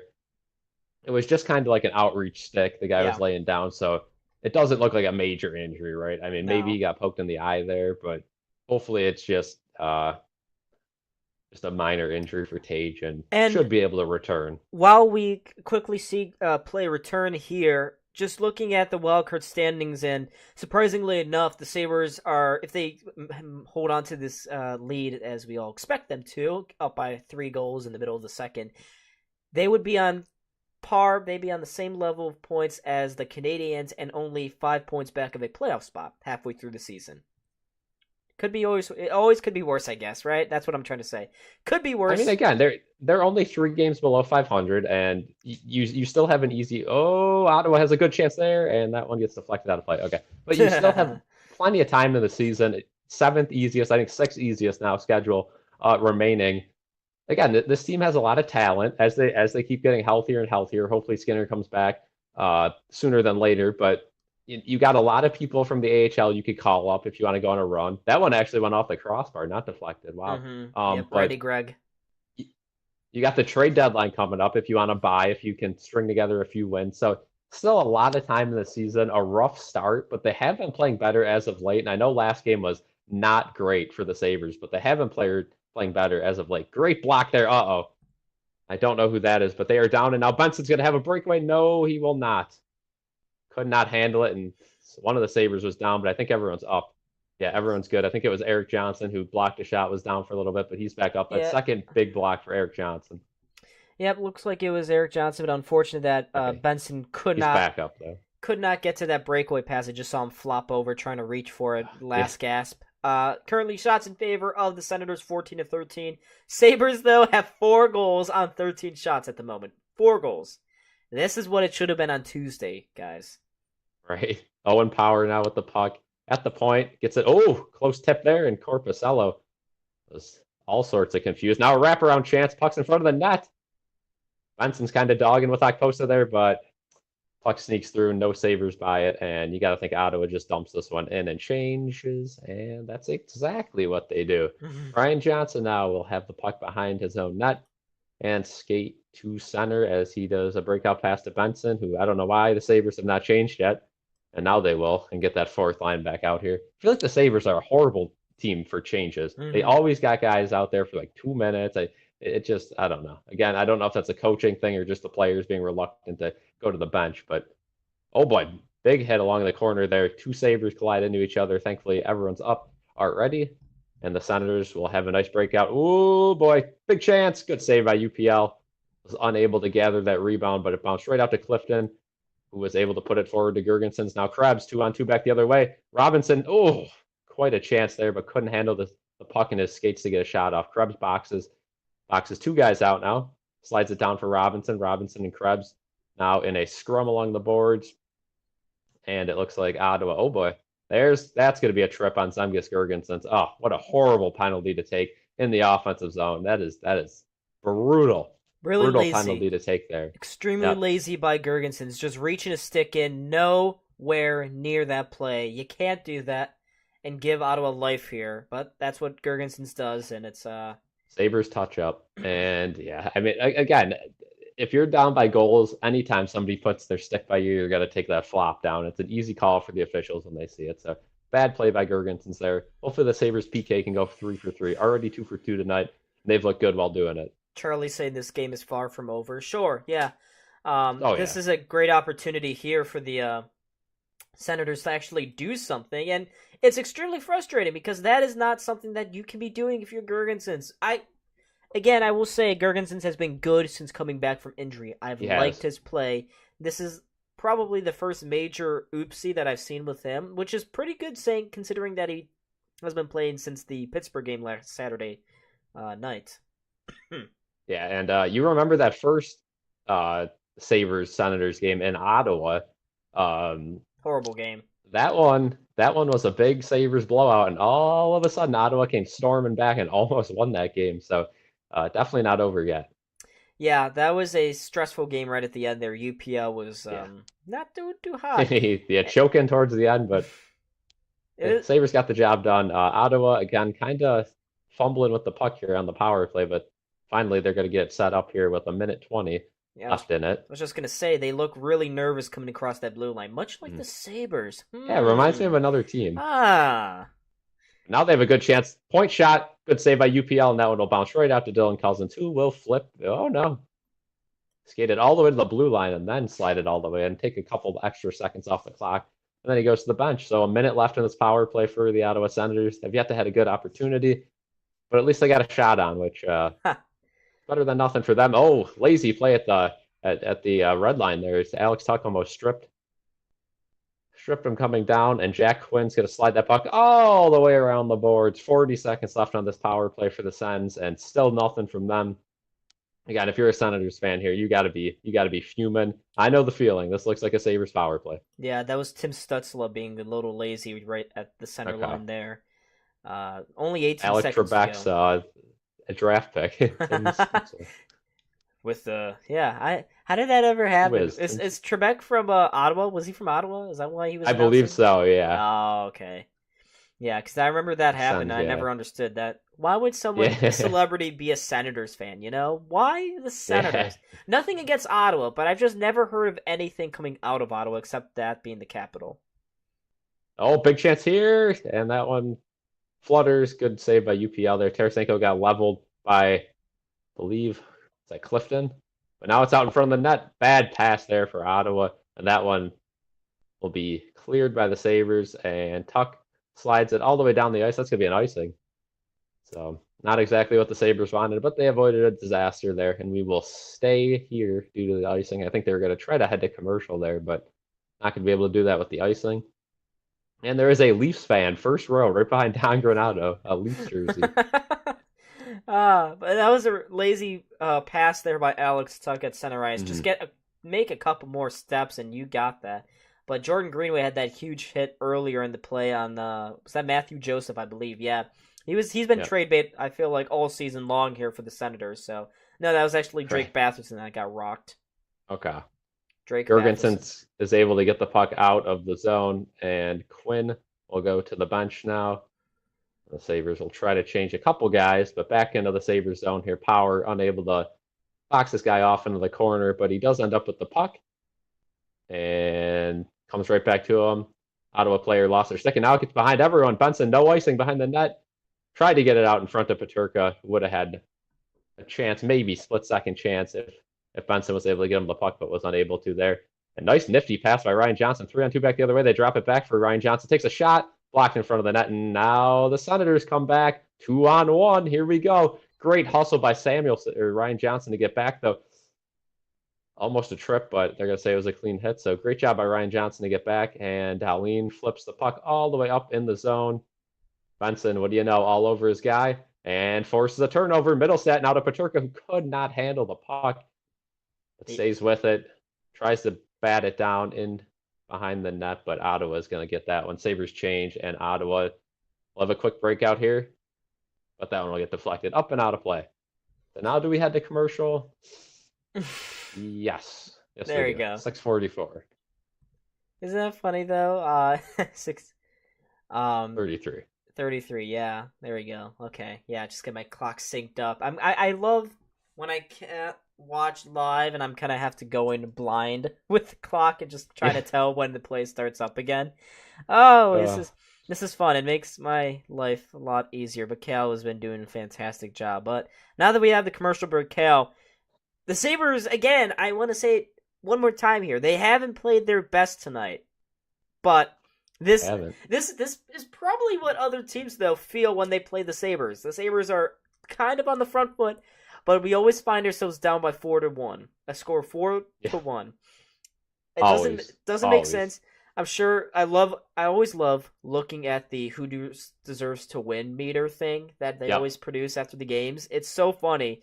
I swear to God, the Sabres have like 5 more games where they should have won, where they have the deserve to win meter on their side, yet haven't and usually get blown out.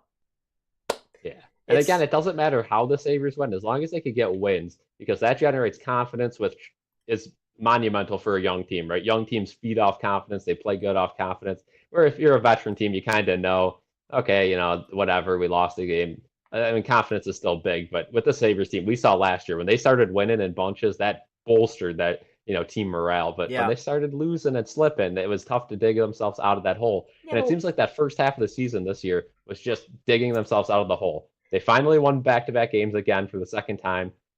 Then they lost. Hopefully they could get another win here. Again, they've been playing good as of late. They just, haven't really strung together that big win streak that they're going to need if they want to get back in the playoff race. But again, there's still time to do it. They just got to stay consistent. They have to play good hockey, and they have the talent to do it. Yeah. Again, you got guys like, I'll mention Dylan Cousins because he's probably the biggest in this aspect. They just haven't been getting any puck luck whatsoever. I mean, Dylan Cousins is about -8 goals from what he is expected from what he's done. So, I mean, you add those 8 goals, and I'm sure a lot of Sabres players are, way behind on goals expected. So my guess Sabres is that able to... Tage is probably Tuck, Cousins, as he said, Peterka too. Peterka's had some great A opportunities. The only guys that are finishing where they should be is Dahlin, Jack Quinn, Jeff Skinner. That's it. Yep. No, and Casey Middlestead too, but Middlestead has had a couple wide open nets. He's been really good for the Sabres this season. Peterka was way over in the beginning of the season when he had a crazy amount of goals for a little bit there, but he has since cooled off quite a bit, so I'm sure he is under that expected mark as well. But the Sabres able to keep it in. Good job by Jack Quinn. Gets a shot. Tricky angle there, but good save by Korpisalo, and the Senators will regain possession, skate it up the middle ice, and dump it down. Owen Power able to handle that one, though. He's going to backhand that one all the way down. And Greenway now with some speed. No shooting lane, though. Drops it back for Okposo, who spins. Good space there. Back to Power. Power gets it across. And back to Power. Power towards the net. Good tip there. Still loose out in front. Benson almost able. Gets hauled down. I don't think we have a penalty call, though. Nope. Oh. Nothing. Not a thing. Not back a call. Power. That's annoying. But Power's been better tonight. The corner. He's been better tonight. He has. He had a really horrible game on Tuesday against the Kraken. Some of his defensive miscues were just like, huh? No, it's confidence with him. It's 100% confidence. He has the talent, but again, he finds himself in that in-between zone way too much. But this is the same thing, though, that happened to Dahlin, isn't it? His second year, fans were doubting him. It didn't really happen until year 4 for Dahlin. And I think that's going to happen, too, with Power. He's in the middle of a sophomore slump right now. That was kind of expected. That's why the term exists out there. Oh, give it away, Alex Talk. Oh. Did he try to do the 5-hole thing? Korpisalo. Oh, no. No, it was towards the slot there, and he just put it right on the chest of Korpisalo. But yeah, that 5-hole on that shorthanded breakaway. Oh, that was infuriating. What is it with Tuck always doing the same goddamn move, huh?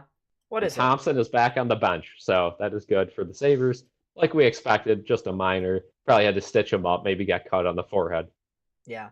But are we going to commercial break? Yeah, looks like. Yep, we are at commercial. Yeah.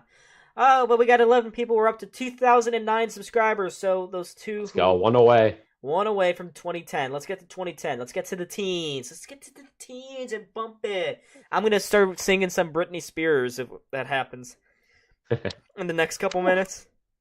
We're going to do a karaoke, a BSC karaoke night. And if the Bills win the Super Bowl, we're doing... Now, I said I was going to do this, Don. I don't know if you want to join me. If the Bills win the Super Bowl, I will get the triangle haircut that Daquan Jones and Von Miller have worn. You'd be on record right now if you want to join me. Again, the Bills winning the Super Bowl, I have no faith because it's Buffalo. But if it happens... Yeah, I don't know if I can do that, man. I don't know if I can commit to something like that. Even if it happens, my hair is just... I got to start... It would be especially bad for you going to college outside of the area because I don't know if anyone would get the reference. Nope. I could always wear a hat. I was just thinking, something that I could do that wouldn't be permanent, right? Because I know a lot of people Sure. would get like tattoos or get something like that. Hair grows back just like that. So Hey, I could always I'm committed to doing that. So if the Bills win the Super Bowl and I don't do that, I want you guys to hold me accountable. But I will do it if we win, which again probably isn't going to happen. Most likely isn't going to happen. no, probably not. But Trevor Zegras, folks, has suffered a broken ankle and is now out for another Oh, 6 to 8 weeks. oh, Wow. This has just been a horrible season for Trevor Zegras. He has done nothing. yeah, and the couple trade rumors before the year too. He ends up sticking with it. Sabres, Anaheim there. Sabres, go get him. Do it. Do that. Get Zegras. There were rumors that maybe Buffalo was interested. They were checking him out. And, yes. After seeing this year and how we cannot score to save our lives. Penalty, Darlene trips, and Chuck Yay! gets right in his face there, and Darlene doesn't want any part of that. I hate Tripping Kachuk. Greg. Kachuk sucks. He just Yeah, sucks. such an annoying player to play against, but Thompson back out there. His face looks good. I don't see any major issues there. And Darlene's complaining quite hard about this, but Are they looks like a calling? trip to me. Let's take a look at the replay. Or I thought they were Or gonna not a call trip, it a but boarding. cross check. Yeah. Yeah, cross check into the boards there. Yeah.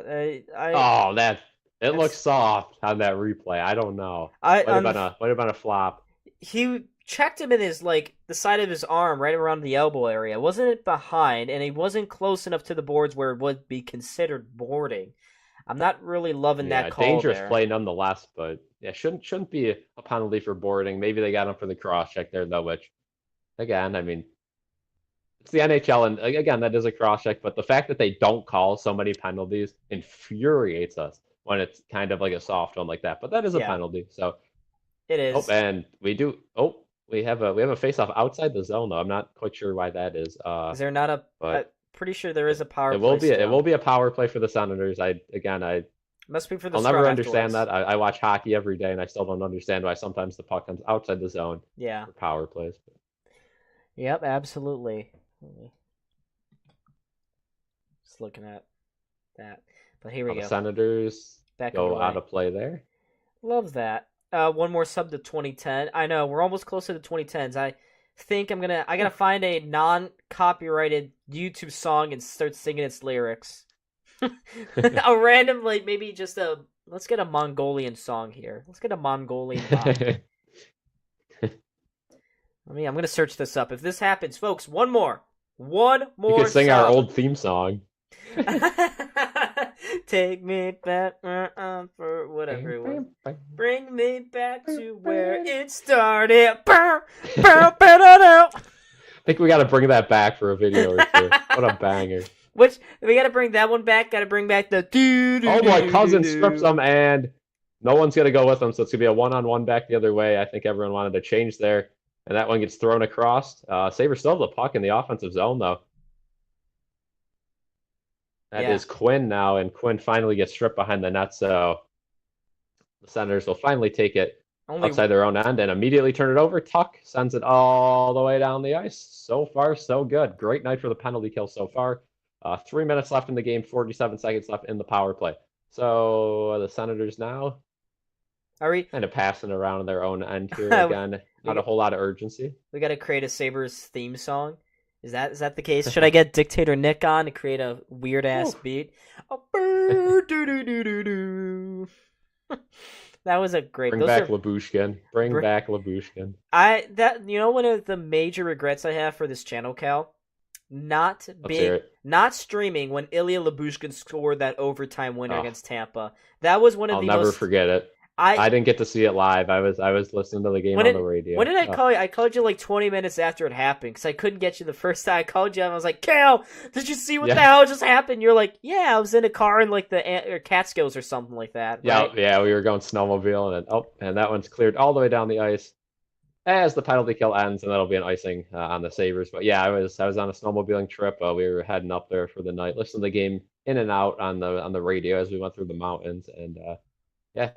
It was somehow I saw we were on the penalty kill in overtime. Very back and forth game. Eric Comrie and Ned, I'll remember that one. And yeah, I saw we went on the penalty kill, then we lost everything. And I was like, all right, we probably lost the game. checked my phone about 5 minutes later, and yeah, Labushkin scored. And saw a lot of missed texts and calls about that one, and Oh tried to yeah. reply as quick as possible about like a half hour later when I I had service. But yeah, it was great. that was one of the top tier, and I that was so fun when the Sabres were competitive and had something to play for. Like They this. were in a playoff spot for multiple days when I was on that trip following that win. So yep, Hmm. I believe we went back to back, and we beat the I think it was the Panthers. Then we might have lost to the Penguins or something after. I don't know, No, I but think we lost. We lost to the pit. No, because was that the game where Craig Anderson just went crazy and like did the double yeah, stack we beat pad? the Panthers. That was the game. Yeah, I think Yoki Haru scored, and they didn't count it, but then that's we still that's won. And that's a game I yeah, think we did stream, or at least I did. oh yeah, I was not home, but yeah, Craig Anderson had like 60 saves or something. Yes, I do Yeah. remember that moment. I remember I was going Hmm. nuts. But we got 11 people, 2010. Let's get it. Craig Anderson, do it for Craig Anderson. His number is up on the scoreboard right now, folks. It's pretty, isn't it? To see the You 4-1. love Craig. We try to beat Craig. We try to beat Craig. Dropping me Craig. Now Krebs takes the puck to mid ice and slides it back there for Ryan Johnson, who gets it over to Samuelson and back around the other end. Iposa will chase that one deep in the Ottawa zone. No icing there. Folks, And the Sabres will probably go off for a change there. Yeah, Middlestats back on the ice for the yeah. Sabres, so the top line will be out there. Ottawa now trying to create some pressure as we're under a minute to go here in the first. Getting draped along the Mm. boards there, though, and Tage Thompson strips them and back the other way. Oh, it could have been a 3-on-2, but Tage got knocked down, and Middlestat waits for everyone to get back up and flips it in the zone. Again, you Yeah. don't want to give up a late one here, so I believe the Sabres are going to be very cautious as they end the second period here. 30 seconds left, and the Senators come in with speed, though. So much for being cautious. Shot, long range UPL saves that one and Don't stops it there with 30 seconds. don't want to give the Senators any life heading into this third period. 3 goals is a lot harder to come back from than 2, obviously, but it's just Oh, also yeah. that mental barrier too. It's really Yeah, easy to three score goals is 2. tough. Mm-hmm. Yeah. It is. But looking at some of the other games here as we close out the second period, Hurricanes in a thriller right now, 4-3 with 5 minutes to go in the second period over the Anaheim Ducks. Red Wings and Edmonton Oilers tied up at 0. They're in the second intermission. Panthers and Kings 1 apiece. The San Jose Sharks currently beating the Canadiens 3-1 in That's big. Montreal. In Montreal Good too. stuff. Wow, that's embarrassing. And then the Canucks, who come to town on Saturday, currently leading over the Pittsburgh Penguins 3-2. That team's really good. So if the Sabres want to beat the Canucks, it's gonna be a struggle. But this is a 4 o'clock matinee, or I believe for something 4 o'clock, 3 o'clock. Mm-hmm. Or is it a 1 o'clock game? No, it's I a don't it's know. a it's a 4 o'clock game, and it's gonna be. I saw on Ticketmaster that a lot of people are going to the game. Strangely enough, but weather is now looking good too for Yeah, Saturday. yeah, no. Oh, and the period ended. Now we got a scrum behind the net. Typical suspects in that one. Chikrin and Kachuk front and center there. Giroux skates away. Well, yeah, it looks like Sabres don't really have anyone on the ice that would want to go besides Cousins, and everyone's gonna skate off. All nice. So 4-1 after the second. in set 2 periods, Paterka's played 8 minutes. Oh my. Yeah, A lot of special teams again that period. Remember, he's not on the penalty kill, so no, but still 8 minutes. That kid's line has been the Sabres' most consistent line since Jack Quinn returned, and it looks like I'm not sure why the whole scrum started. Chikrin went flying down to the ice. yeah, there's some sort of altercation in front of the net there where Chikrin ended up on the ice, and then again, if Kachuk's out there, he's gonna definitely Just try to draw a penalty at all times and yeah, get involved there. yeah, he's gonna be stupid, and I hate the Kachucks. They are Yeah. scum. They are scum of the earth. They are rats. Not as big of a rat as Nick Cousins though, Florida. I don't know if you've seen that. Everything that Oh, he's yeah, done. that is not a fun guy to play against. No, And as I tune into the Knicks game here for the second intermission, I forgot Kyrie Irving is on the Mavs, so that's fun. The Knicks have been real. Should I whip out my Knicks jersey, Cal? Is that Yeah, necessary? My yeah. Patrick Let's see Ewing. it. Let's see it. Oh yeah, let me. Patrick Ewing jersey. I mean, yeah, the Knicks are 5-0 since they got OG Anunoby again. That trade, I really hate that they gave away quickly, but RJ had to go, so it is It's what it is. working out. It's working It out. is. Getting OG. They look so much better. This Knicks look like a tier 1 team right now in the East. They do. They do. So as Don goes to get his jersey, again, we're gonna have football on our minds for at least the next week. Hopefully the Bills keep winning. and we get to talk about them for weeks to come. But there it is, Patrick Ewing jersey. Look at The that. only Knicks jersey I Look got at is that. Obi Toppin, so won't be wearing that one. Isn't that beautiful? Retro Clean. jersey. Huh? I love You'll this love to thing. see it. Next time, I guess I have as many Knicks jerseys as I do Sabres jerseys. Isn't that special? Soon to change. Soon to change.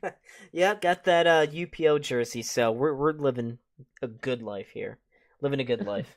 But I mean, the Knicks, if they win this tonight, where could they go? Well, they could jump up to the 4. They're not too far behind the Sixers either, and the Sixers kind of been crumbling as of late. Yeah, Joel Embiid's been injured. He's kind of hit or miss each game, so Yeah, definitely, we're not catching to that 1 seed though. The Celtics are gone. yeah, definitely not. You got to play for probably the 4 seed, maybe the 3. And again, this next team's one piece away from being championship material. So Yeah, and Tom Thibodeau, he's kind of won me over this season again.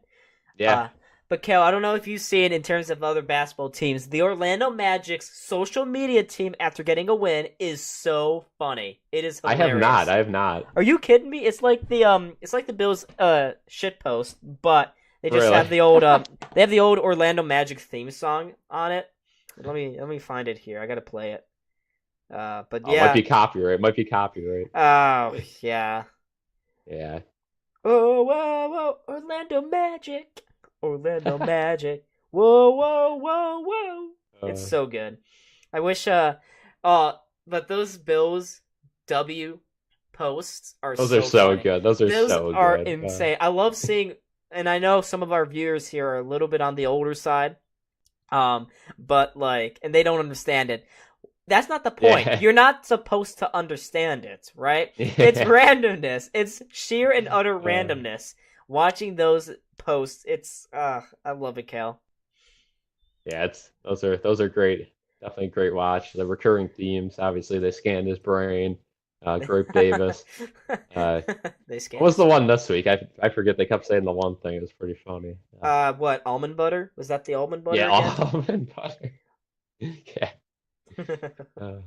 Almond butter. Almond butter. They feel. I mean, the Bills social media team is great. I mean, all the little videos they make, yeah. The Sabres are great too when they're doing good. Obviously, between two stalls was hilarious. So hopefully they bring those back. That's why the team isn't good this year. It's because we don't have between the two stalls. Yeah. Yeah, but here we go. Yeah, they had the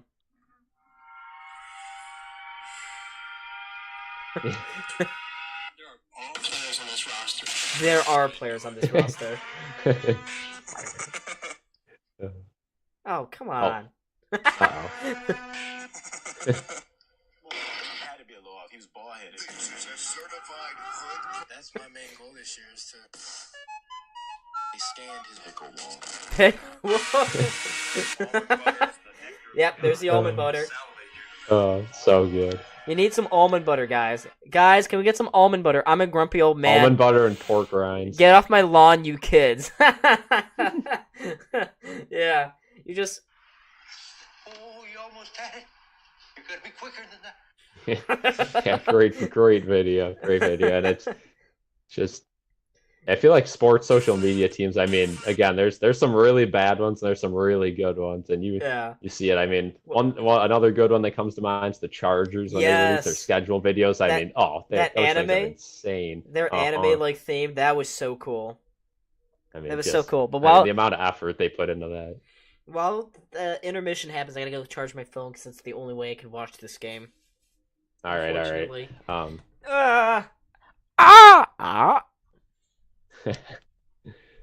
So yeah, Sabres have one more period to go here. Got to hold off a 4-win lead. Should be able to do it. And if you get a win tonight, you're only 2 games below 500. And again, they gotta, if they want to make the playoffs, they gotta get going now. Very easy stretch of the schedule, so they gotta get going. They gotta start winning games. So this would be a big win. Second straight, really good game for UPL if he doesn't implode in the third. Welcome back. Hola. I missed you. It's been a while. Oh, so a couple streams ago, folks, we were having some Cougar talk, and I just want to discuss a little bit about that again here. Oh, yeah.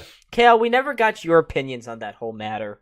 What are your opinions on pursuing? Yeah, I think, like you said, it was quite the Sabres game, and you're sitting next to this individual. Sometimes you just gotta, talk, work your work, and discuss, some simple topics like the Right. weather, Right. the Right. game in front of you. Right. Yep. Sometimes, what's your favorite color? Uh-huh.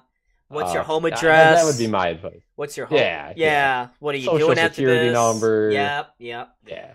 How many? What's your password to your ring? Or whatever. Yeah. Or your ADT. Your your. I love how crypto log. Google weather right now has Sunday 17-mile-an-hour wind all day.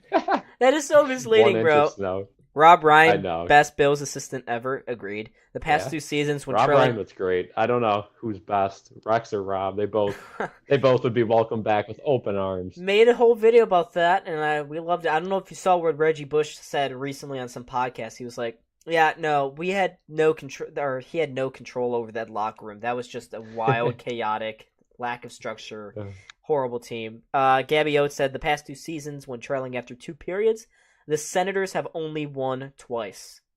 That's why, That what? is insane. Give a clap up to the Ottawa Senators. They are so good. Wrap it up. Resilient bunch. They are a resilient bunch. Charlie says, when I was Crazy. 18 to 25, I had so many 35 to 40-year-old trying to hit on me. I worked at a bowling alley, and the Cougars were attacking. The Cougars were on attack. They were in HUD mode. Sawyer, thanks for watching that video. Very well made video by Don. So yeah, if you guys haven't seen that, check it out after the stream. It's a fine video. It could be better. There's some aspects of it. Is this true? Sabres only have 18 shots still? Correct. Yep. Wow. That is It's a number. that's something. That is something. This But Sabres finally took advantage of a backup goalie coming in.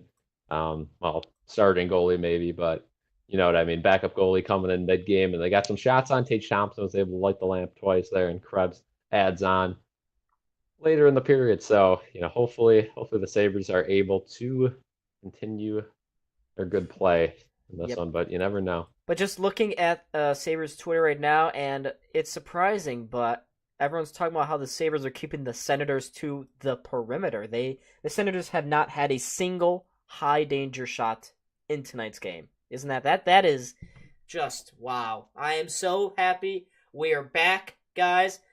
Roll out the tanks, because the Senators are a tank team, not us. Yep. Not us. We are not a tank team. We do not suck, and it's not like we're going to get the 8th overall pick again in this upcoming draft. Not going to happen. No, Nope. Definitely not.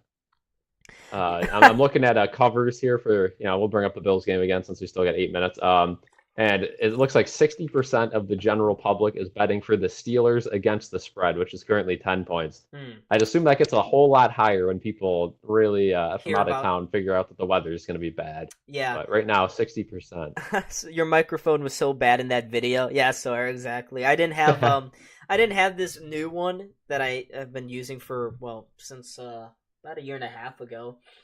And I didn't use this mic on that video.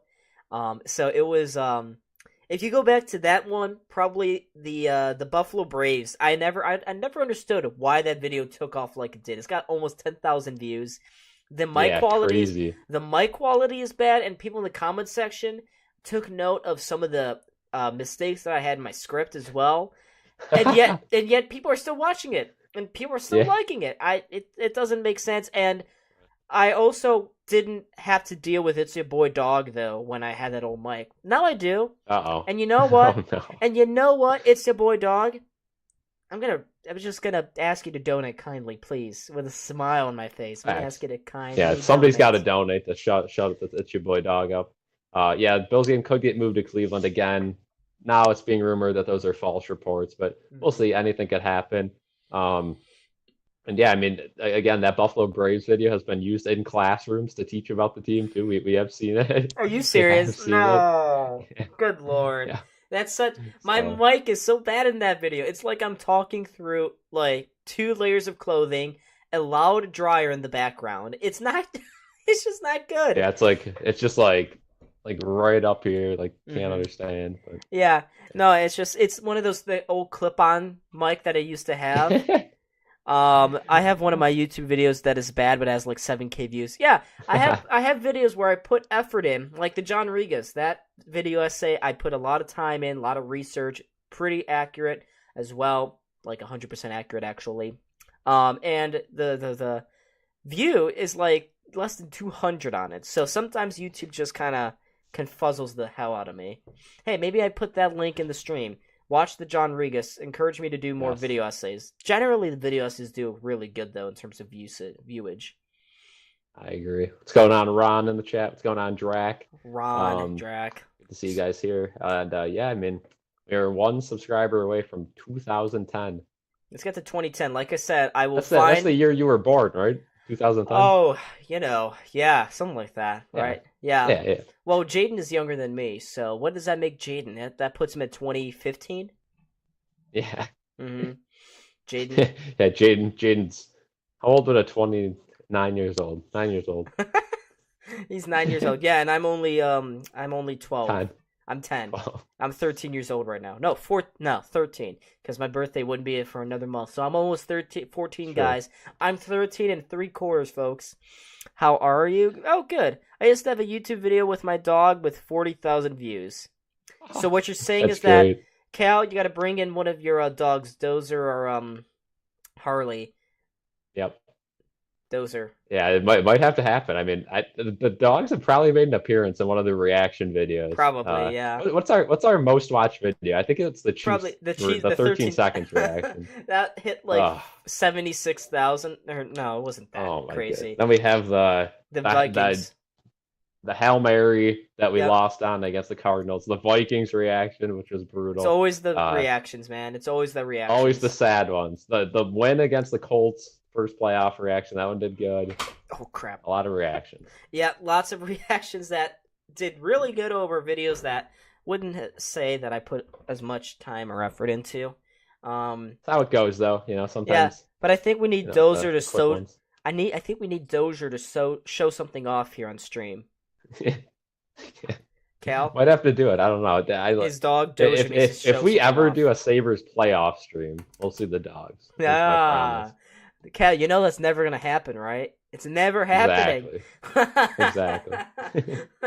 No, we just gotta watch the Buffalo Blizzard. Whenever we do a Blizzard stream, that's when Dozier will show off it's something. Yep. I agree. We do a Blizzard stream. We'll just stream the outside. No, it's the indoor soccer team, the Buffalo Blizzard. We're gonna go in person and watch the game and stream it.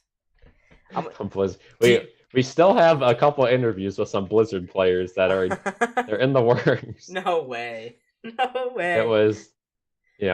How long ago? It was possible, and then it didn't happen. But all we did was the UB kicker. That's it. We only did the UB kicker. That's the only one that actually happened. When? We had a lot of people agree, but again, it's very tough when you're in college and you're working with athletes. Well, Kingsley Jonathan agreed. A good time to do interviews. Yeah, Kingsley Jonathan agreed. Kingsley Jonathan might happen. We're gonna try to get Terrell Dodson in the offseason. I think that would be insane. There's a lot of Terrell Dodson. Daquan Jones also. We're gonna try to get him. So I have 2 dogs and I put them in my vids and they got 4K views. So Sawyer, what you're saying is that Cal needs to put his dogs, use them as props. Is that what you're calling for? Marketing right there. Might have to happen. Cal, we'll see. Not tonight, but no, it's okay. We can just bring in. I have a dog and I have 5 cats. Yeah, and 3 lizards, 10 fish, and 2 frogs. Absolutely. At the Don House. Yep, at the Don House. Yep. This is the hype house, actually, folks. And I got, folks, put in your best guess. What's inside this? What's inside the Illuminati liquids container? I'm gonna guess first. I have a good guess.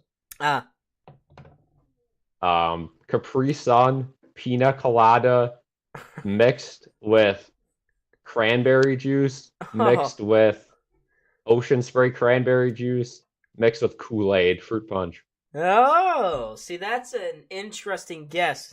You're not far off, though. You're not far off. Pickle juice? Pickle juice? Yeah, you gotta add pickle juice. Just straight pickle juice. It's pickle juice. And we got some cucumber. I got a bottle over here with cucumber juice in it as well. Chilled cucumber soup condensed into a bottle. Okay. Yeah. Some interesting stuff. Invisible tap. You have Charlie has ferrets. Now that's interesting. Should I get a Okay. ferret? You should get ferrets. Should ask, Oh, yeah, that's I know you can't get a dog, but maybe a ferret yeah. would work. Yeah, no, we should get capybaras. Folks, do you know what a capybara is? Capybaras are Ooh, goated. They may we still get cause small ones. they This size. may yeah, this size really Yeah. outstretched out there. I'm going to leave it with They're Cal friendly. though. I'm going to leave it with Cal. Just leave it in my backyard one day, just Yeah. drop it off. Just let you You could We're going you to could steal one of those wild animals and you go back to college and right down Yeah. the road. Cran Yeah. Coyote says cranberry flavored vodka. See, all of you are making suggestions as if I could afford these sorts of ingredients, okay? Yeah, you never know. Capybaras are insanely awesome. Oh crap. The intermission is over, isn't it? Yeah, we're getting back here. They're fist bumping the guys with the goat heads from I think they're from like the Czech or whatever. They're in for this homestand, going crazy. Why would you that I feel so bad for those guys. You come all the way from I Czechia. know. You come all the way from That's brutal. Czechia and just to see the Sabres. Like who does that to themselves, huh? Marcus Stroman signs with the Yankees. The Yankees and Dodgers are signing everyone. Jeez. There needs to be a salary cap in the MLB. There has to be. Yeah. And as a Mets fan, I hate to say it, but I agree. Steve Cohen's Yeah. not using the pockets this year, but hopefully the Mets scratch by. But it's gonna be a big. All right. Yeah, Tage Thompson. They're showing him there, just a little cut on his nose. Woo! Yeah, That's so all. That's all he has. he did get that stick up high. Capybaras are awesome. I have a macaw. Is that a bird? Is that like a macaw? What is that? A red-eared slider and a schnauzer. See, schnauzers are cute. I like schnauzers. No way you have a pet emu. You have a pet emu named Earl. See, that's an old joke from the channel right there. Earl. Wow. Cal, you remember Grandpa Earl? Oh yeah, I remember Cafeteria Earl too. Oh. Cafeteria Earl. That was the What a good old guy. times. What a guy. Marcus Stroman should not sign with the Yankees. Toxic guy. Sign other pitching. It happened. That's your. I'm a Mets fan, so Marcus Stroman was already a Met, and not a big fan of that guy nowadays. So hopefully, whatever. So the game's back on here. 3-on-2 back the other way. Benson now takes a shot, tries to go 5-hole. That one did not go 5-hole. It decided to flex out of play, and the Sabres will have an offensive zone faceoff here. Less than 45 seconds into the first. Yeah, but that was a good opportunity there for Benson. Put it on goal as you would hope he would. But this season, the Ottawa Senators are 1-17 after trailing after 2 periods. So, wow. Cannot lose this game. You're up by 3. I mean, come on. Your turtle is named Burt Reynolds. We got to do like an individual, like a private sort of stream for only those in our Discord that put on their pets on stream and they score! Oh no! Ottawa gets a goal back. Claude Giroux on the backhand. Puck was just sitting in front of UPL. No one could touch it. Giroux puts a wild backhand on net right in the slot, and that one goes in. So Ottawa gets a quick goal here. Oh boy, here we go. We'll see if Ottawa can keep scoring here, but that's a good start for the Senators. Exactly what they wanted to see less than a minute into the period, getting the game as Eric Johnson, dove in front of the net there. Eric just Johnson. Sat there.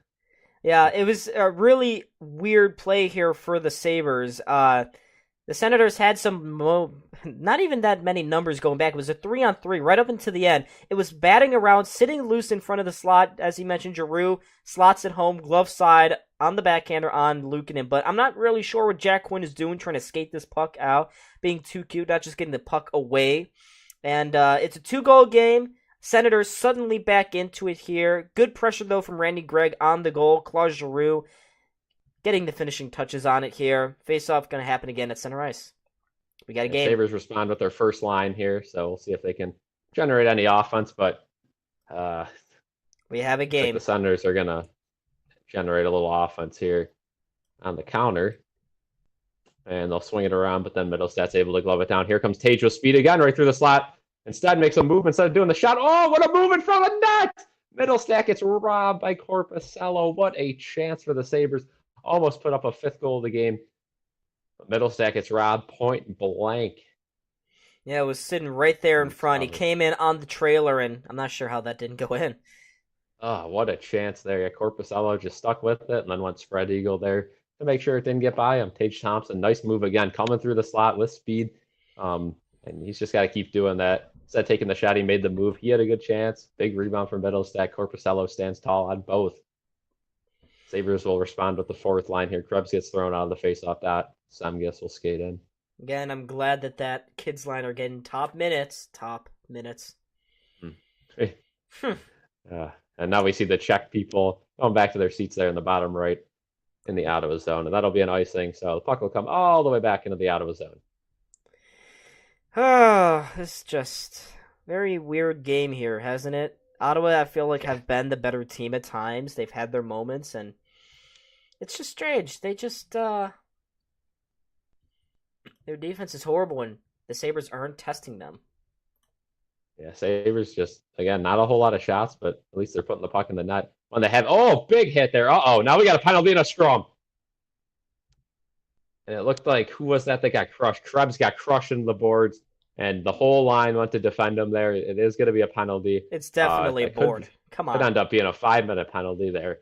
Cross-checked him right into the boards. It looks like Krebs is getting up. It's all good, and no fight out of that one, but... Was that, looks like that was Matthew Joseph? Joseph? Yeah, it was Joseph. Yeah, Joseph there. Yeah. Oh, just pushed him head first into the boards. Yeah, that's...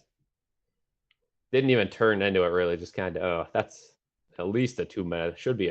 That should be a 5-minute penalty. I mean, that's... It's going to be point blank. Just the minor. Just the minor, though. So, the Sabres will get that power play opportunity here. Only a single minor for Matthew Joseph. 2 minutes for, cross-checking. Jeez. Yeah. I mean, that was just a shove. And there was no doubt that had to be called, especially after you called Dahlin earlier for that bogus crap.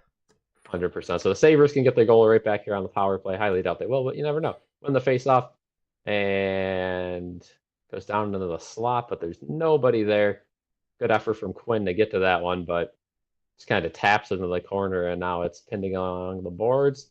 Sabres do get it back to Tuck at the point, though. He'll slide it to Dahlin. So now Dahlin will get it set up here for the first time. Jack Quinn back to Dahlin. Dahlin up top to Thompson. Thompson kind of gets boxed off. He's getting double teamed now. He's got to get rid of that one, but gets it to Quinn on the other side. Quinn walks in. Toe drag, takes a shot. That one gets blocked. It doesn't go anywhere. And the Senators are really struggling to get that one out, but now they will. Skate it all the way out to center and tap it in. UPL touches it to Dahlin behind the net. Sabres got to get at least a chance here on this power play. I mean, again, passing up shots. Senators playing really aggressive here on this penalty kill so far, despite not being able to get it out until like 40 seconds in. They've been really pushing the Sabres, and the Sabres are still finding ways to just stand there.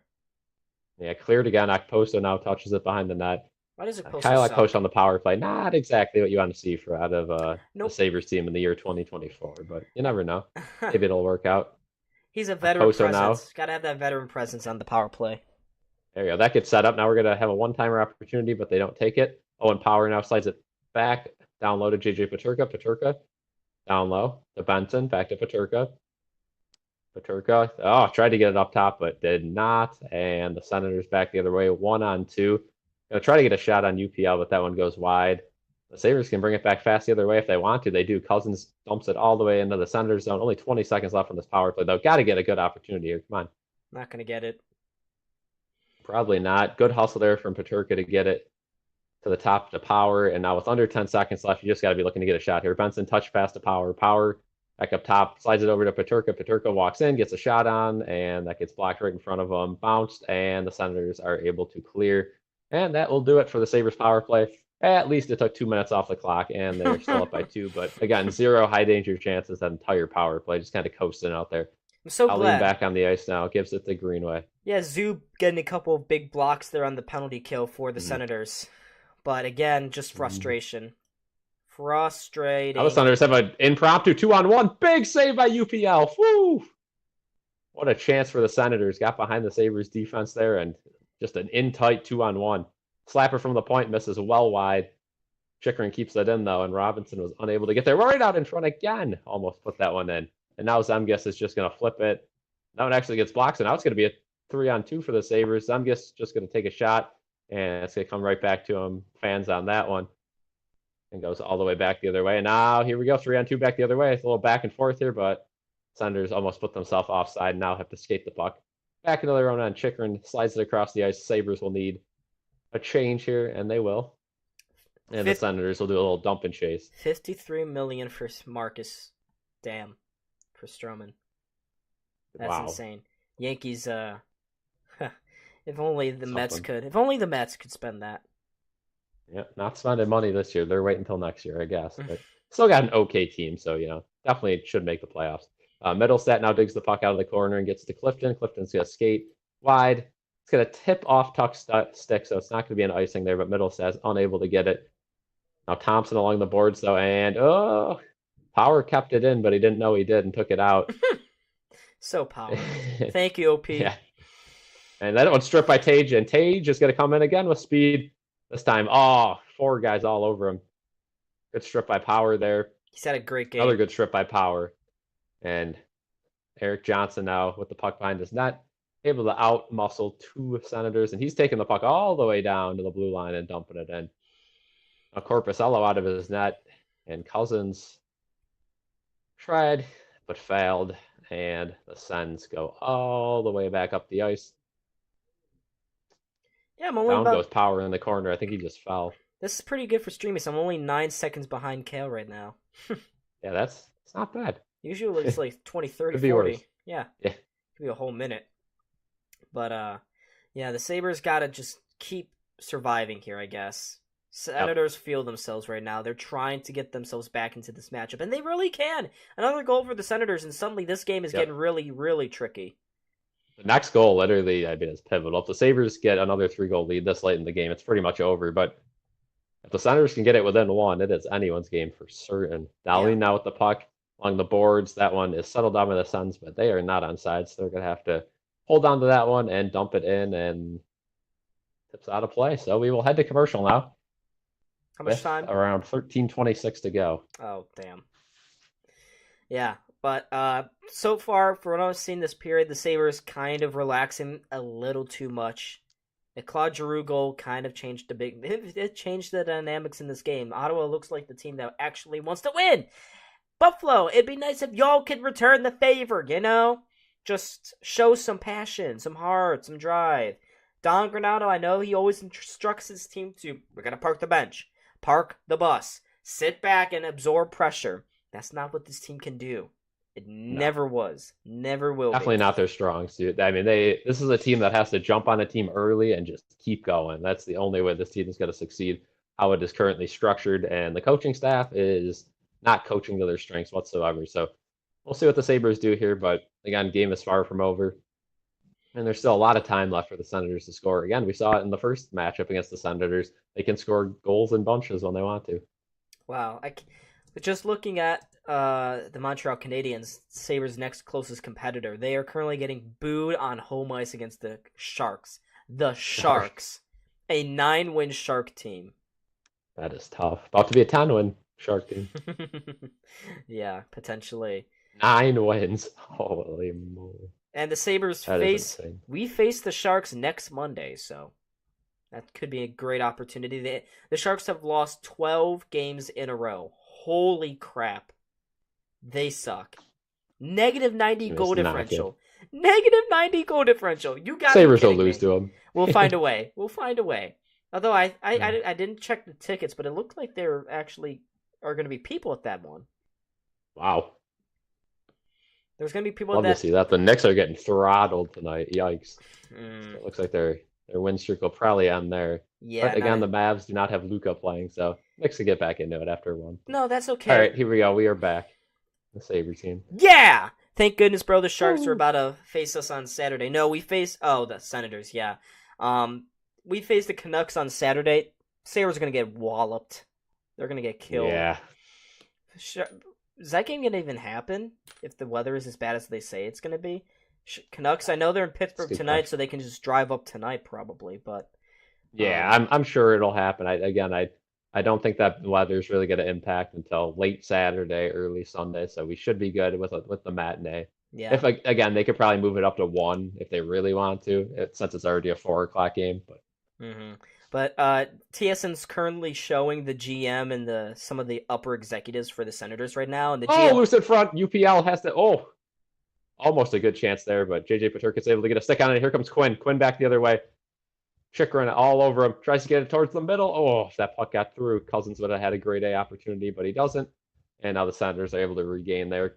Kachuk spins it, and good strip there, but Kachuk steals the puck now, and Cousins, skating it right in front of his net.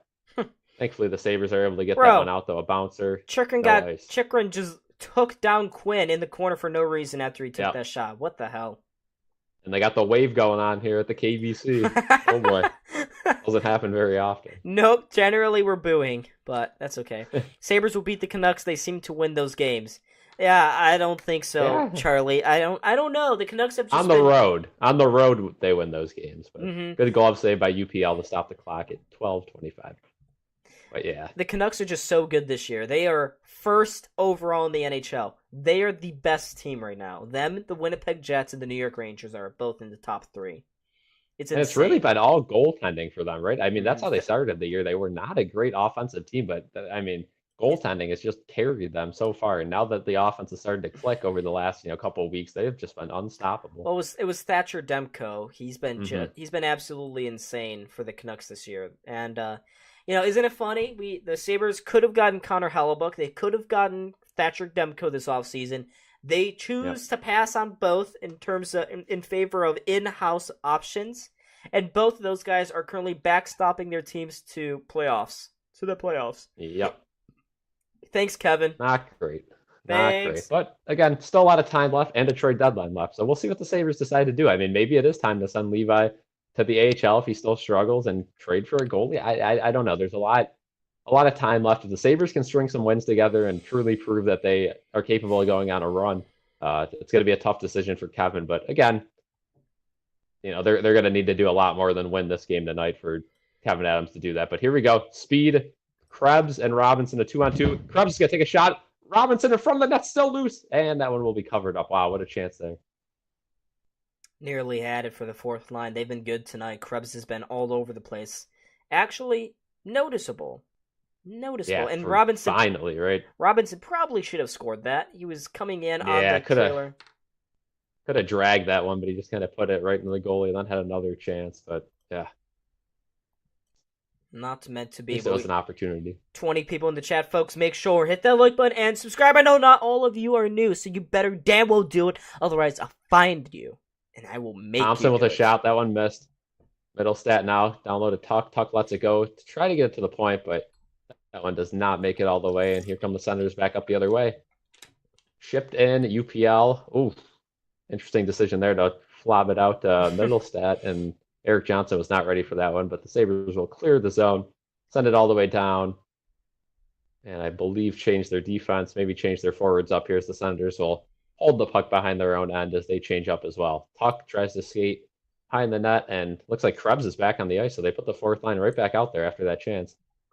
Yeah. Very interesting call there. But I mean, Robinson has been all over it tonight. He's been really noticeable for the Sabres, so not too surprising there. I know Charlie in the chat will not be happy that Paterka Krebs makes a nice move around the edge. Quick 3-on-2. Krebs passes it way back to the point, which was Robinson, and Robinson gets a good shot there from the point, but that one will be held on to by Korpisalo.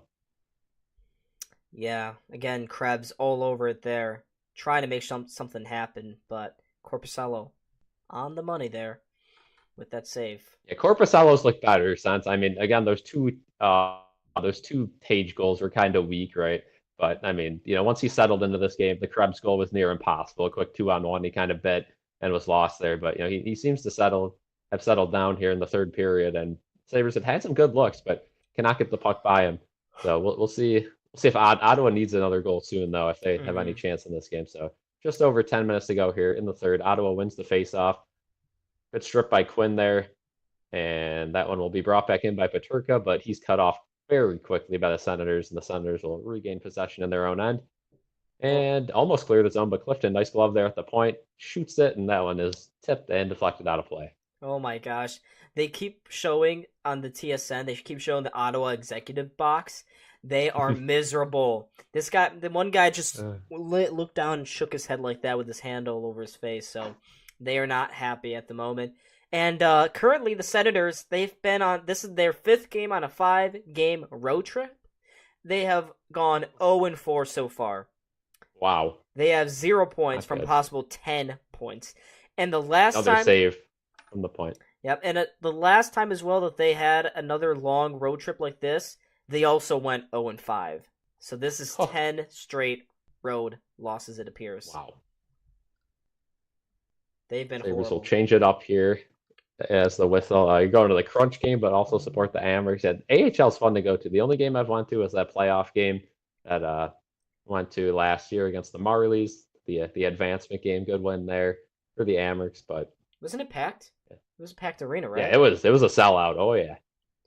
I'm Sabres sure. win the faceoff now. Benson gets it back to Power. Power to Eric Johnson. Johnson's going to get a shot on net. That one's tipped wide. And Power's going to regain possession at the point and just throw it right back in. And Benson gets pinned, cut off from the puck there.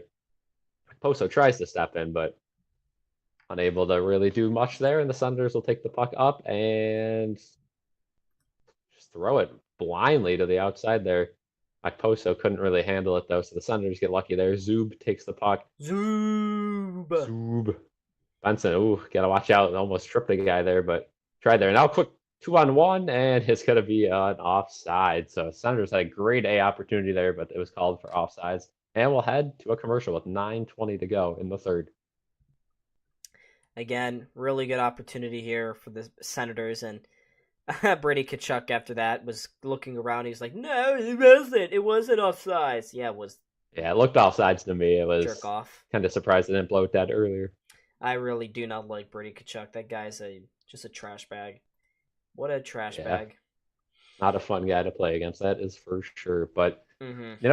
I think the Sabres have done a pretty good job. They gave up an early goal, but again, they've settled down as well. And kind of both teams just coasting out there. Sabres are completely fine with that. Definitely don't want to get this game going too quick back and forth because anything can happen between these two teams that are use their speed and put pucks in the back of the net. And also both goaltenders have not been all that great this year. Mm-hmm. Nope, they haven't. And just looking at the Bills right now, the Bills are looking at 2 straight home playoff games. Where the weather will play a major factor in limiting the team's best players. But hey, at least Terry Pegula is saving money by not building a dome. Jay Skirsky. Again, I mean, the league isn't going to want you in the playoffs if you keep getting these snow games. That's all I'm saying. Yeah, the new stadium looks cool and all, but I don't know. The amount more you could do with an indoor stadium, I mean, you could host so many more concerts in the winter. I mean, soccer in the winter. I mean, you could do... like wrestling, you could do massive shows, boxing. There's so much you could do, and putting that stadium still outdoors. I mean, again, it's going to be newer. You'll still be able to host a lot of stuff, but yeah, man, that one might come back to bite them. And I know you don't really have the hotels around to do massive shows. I get it, but we'll see. Yeah, next game's coming up for the Sabres. Canucks Saturday. Then you got the Sharks on Monday, another matinee at 1:00. And the Blackhawks on a Wednesday. So those are 2 very easy games back to back for the Sabres. Again, this season is not over. This would be a huge win. Probably going to lose against the Canucks, but if you could go back to back against the Sharks and Blackhawks, those would be big wins. That could get you. Well, can you imagine if we somehow lose one of those 2 games? That would be unacceptable. Absolutely unacceptable. You got to win those.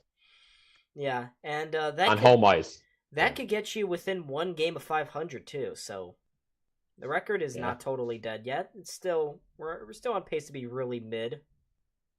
Good. It's good. All you got to be until the deadline, then you make your decision. But Senators controlling the puck now in the offensive zone. Got a good shot, good save by UPL there, but Tkachuk front and center of the net.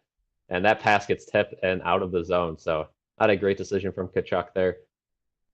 But now Samuelson, could not clear it. Oh boy, right in front of the net. Great play by the Senators, but Cousins was there and gives it away. Scores! A slapper from a Cousins giveaway. Just lost it there. And Giroux gets a second of the game. And we have a 1-goal game here with 8:45 to go in the third.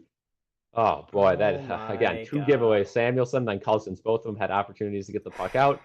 Gave it away there. And, wow. God damn it. God damn it. The Sabres are... What is Cousins doing?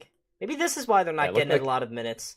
Just looking at this replay here. First, Samuelson, you have to get that puck out.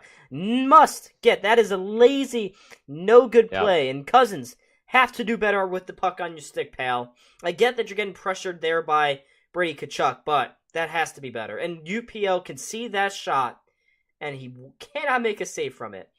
Was it actually? We got a game here. We have a game here. Clifton now behind his net gets it to Robinson. Robinson showing his speed. Oh, he still got the puck. Oh, what a move by Robinson. Shoots. Oh, it gets glove save robbery from Corpusalo. What a move from Robinson. Inside, outside on Chychrun. Whew, that would have been a nice goal if he put it in. But Corpusalo makes a nice glove save there to rob him. Yeah. Again, though, it's the Sabres are doing this to themselves. Why can't we have an easy game? Why? It's like the Bills. It's just nothing's easy with this team.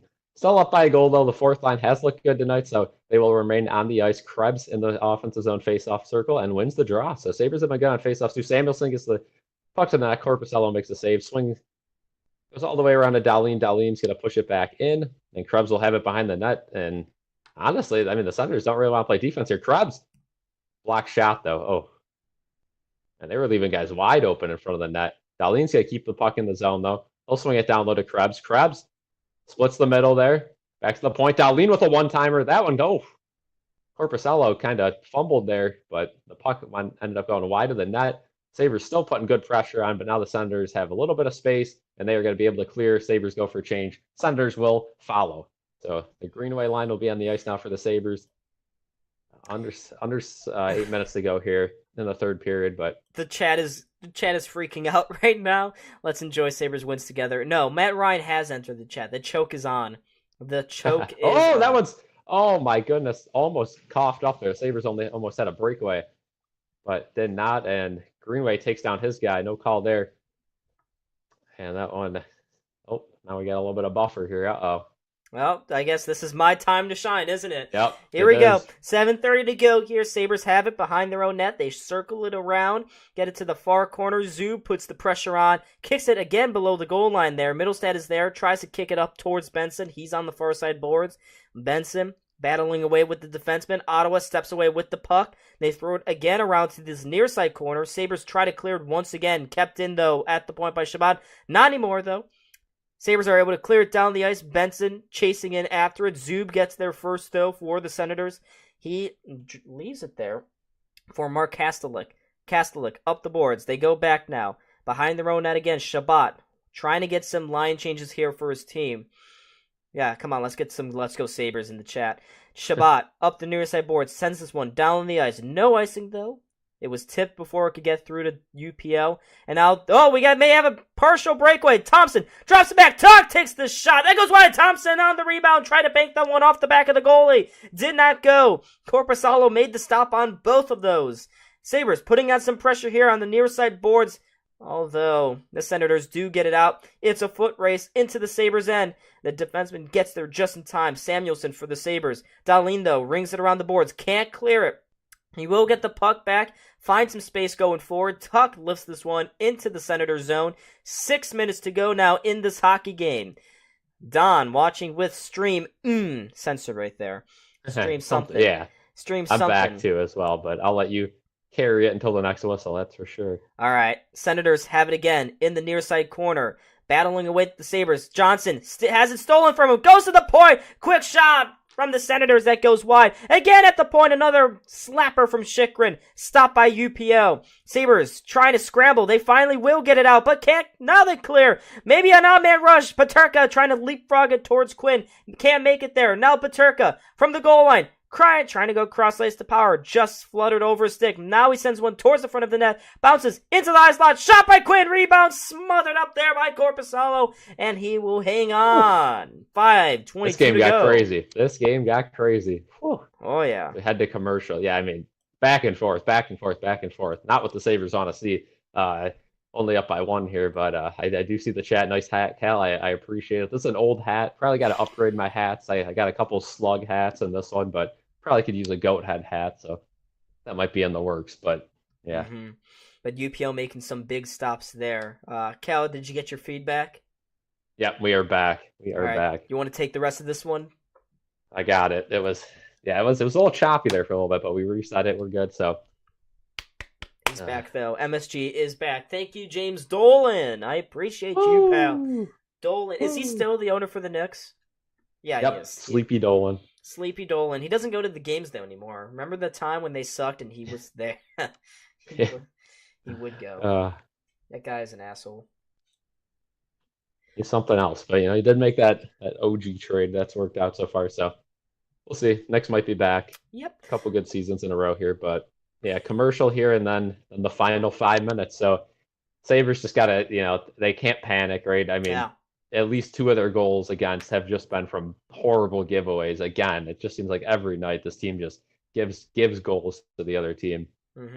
So well, a real deal. Can't be doing that with a bad goalie. Real deal Prime in the chat says the difference between UPL of last year to this year. # closing the door. I wouldn't be so certain about that. It was 4-1 at the beginning of this period. Can we? See if he does it. I don't know if we can rely on him. Yeah, we need a TNT hat trick. Yeah. Almost. I thought that was going to be a breakaway there, but he didn't have enough speed, so just gave that one a tuck when he had that potential breakaway chance and had it behind the net. Could have had an angle shot there, but here we go. Showing UPL here, and we are going to have a face-off to start the end of this game. Sabres got to put this game to bed. They cannot really do. let Fourth line out there for the Sabres, and Krebs loses the draw. 5:20 left in this game, and here we go. Sweating another game out. That one's played behind the Sabres net. Samuelson gets the puck here, and that one gets tipped out of the zone. Robinson almost was able to chip that one up and have a good chance there, but it'll be settled by the Senators in their own end, and just giving away there. Dahlin unable to get that up to the Sabres forwards, though, and that'll be turned over. But Girgensons pins it against the boards, and the Sabres will send it all the way down the ice. No icing, so everyone will change there. 4:48 to go here. Again, around the 2:30 mark, I'd start to look at Korpisalo maybe getting pulled here, but still time for the Senators to get a goal, even if it's not on the empty net. Yeah. Chance here. So here comes Samuelson behind his own net. And that one is just flipped all the way up the ice. And good hustle there from Middlestat, putting some pressure on the Senators, but now the Senators are going to settle it down on their own end, play it back and forth a little bit here, and the Sabres are completely fine with this, taking seconds off the clock, and now they turn it over to Dahlin in his own end. Dahlin will slide it up to Samuelson, gives it back to Dahlin, and Dahlin will just hold the puck for a little bit, get a break out there. Good tip there by Alex Tuch to send it all the way down the ice, no icing. So teams will change again. A little over 4 minutes, and now we're ticking away. Keep on ticking. Jacques Martin may get aggressive, as you mentioned, the interim coach for the Senators. I wonder who the Senators are going to bring in next as their coach. Definitely a question. I don't know. They could, again, I think they're in the similar situation if the Sabres end up firing Granato. Everyone's on the table. But again, though, the Senators don't have... They call no offsides. There's a good chance for the Senators. Oh, my goodness. UPL was way out of his net there. It had a chance. I thought it was offsides, but they still have the puck in the zone here. So and now it bounces all the way out, and the Sabres will get a quick change here, but the Senators will catch them kind of sleeping, but could not handle that pass. No icing, they call, though, so Eric Johnson will be able to settle that one. Clifton, plenty of time in their own zone. I just want UPL. Clifton will stay in the crease. Stay in the crease. Here we go. Oh. Stay in the crease, UPL. A chance there. Just stay in the crease. Sorry. Fourth line back out there for the Sabres again. Stay in the crease. Stay in the crease. Stay in the crease. Just stay in it. Panic mode has ensued for us Sabres fans. This is a true sickos game. Losers pretty much out. And the Sabres now just playing slap with it. Just back and forth. The Senators now 2:58 to go. So now, here we go. Now it's time to start looking at Korpisalo. What's he going to do here? Probably not yet. Oh, we're buffering again. That's just wonderful. All right. Here we go. I got this, Cal. Don't you worry, buddy. Oh, we're back. Oh, we're back. No, I don't got this. You got this. I'm at 2:54 right now. What's your clock saying? Great. Owen Power now swings it around. Unable to get it outside the zone. And, oh, boy, here come the Senators. Good block there, though, by Alex Tuch. Alex Tuch was able to block it and send it all the way down the ice. Korpisalo still in his net here with 2:35 to go in this game. Wow, Cal, you're only 3 seconds ahead of me now. Yeah, this is bad. He still gets thrown around. Korpisalo now has the puck behind his own end, and Ottawa will look to break out here. You got to start looking at Korpisalo here. 2:20. I mean, he's not been going yet. No signal from the bench as of right now. But bad giveaway there, and Benson's able to strip him. And here come the Sabres back the other way, 3-on-2 if they want to. Speed, and Benson kind of just folds that one away. Tries to get it to Cousins there, but that didn't work. And That one will be thrown by the Senators away, and Clifton will just send it right back in the zone here. So 158 now. Now is a realistic time. I think Corpusello probably follows them on this rush or the next one if they have another one. Yeah, probably. You'd think so. Ottawa sends the puck in the zone. Power, good stick there to just get it outside the zone. And it gets thrown back in. No offsides there, so the Senators have a little bit of zone time here. It's sent over to the other side and off of Clifton's skate into the corner. Empty net here. Empty net. It's go time. This is that time. Buck and a half to go here in this third period. Benson tries to get there, but he can't. And the Senators are almost able to get it set up. And that one gets cleared all the way down the night. Oh, hits the post. No! The empty net post. Oh, what an opportunity. I don't know who it hits the the inside of the post. So no icing either. No icing. Now Greenway sends one down the ice, and that one's saved easily by Chikrin, who is back playing goalie.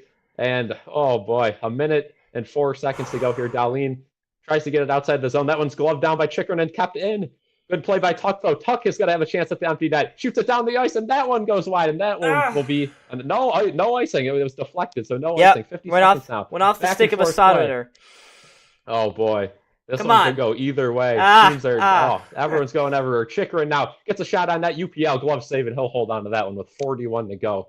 Whew. You would expect a timeout here from Ottawa.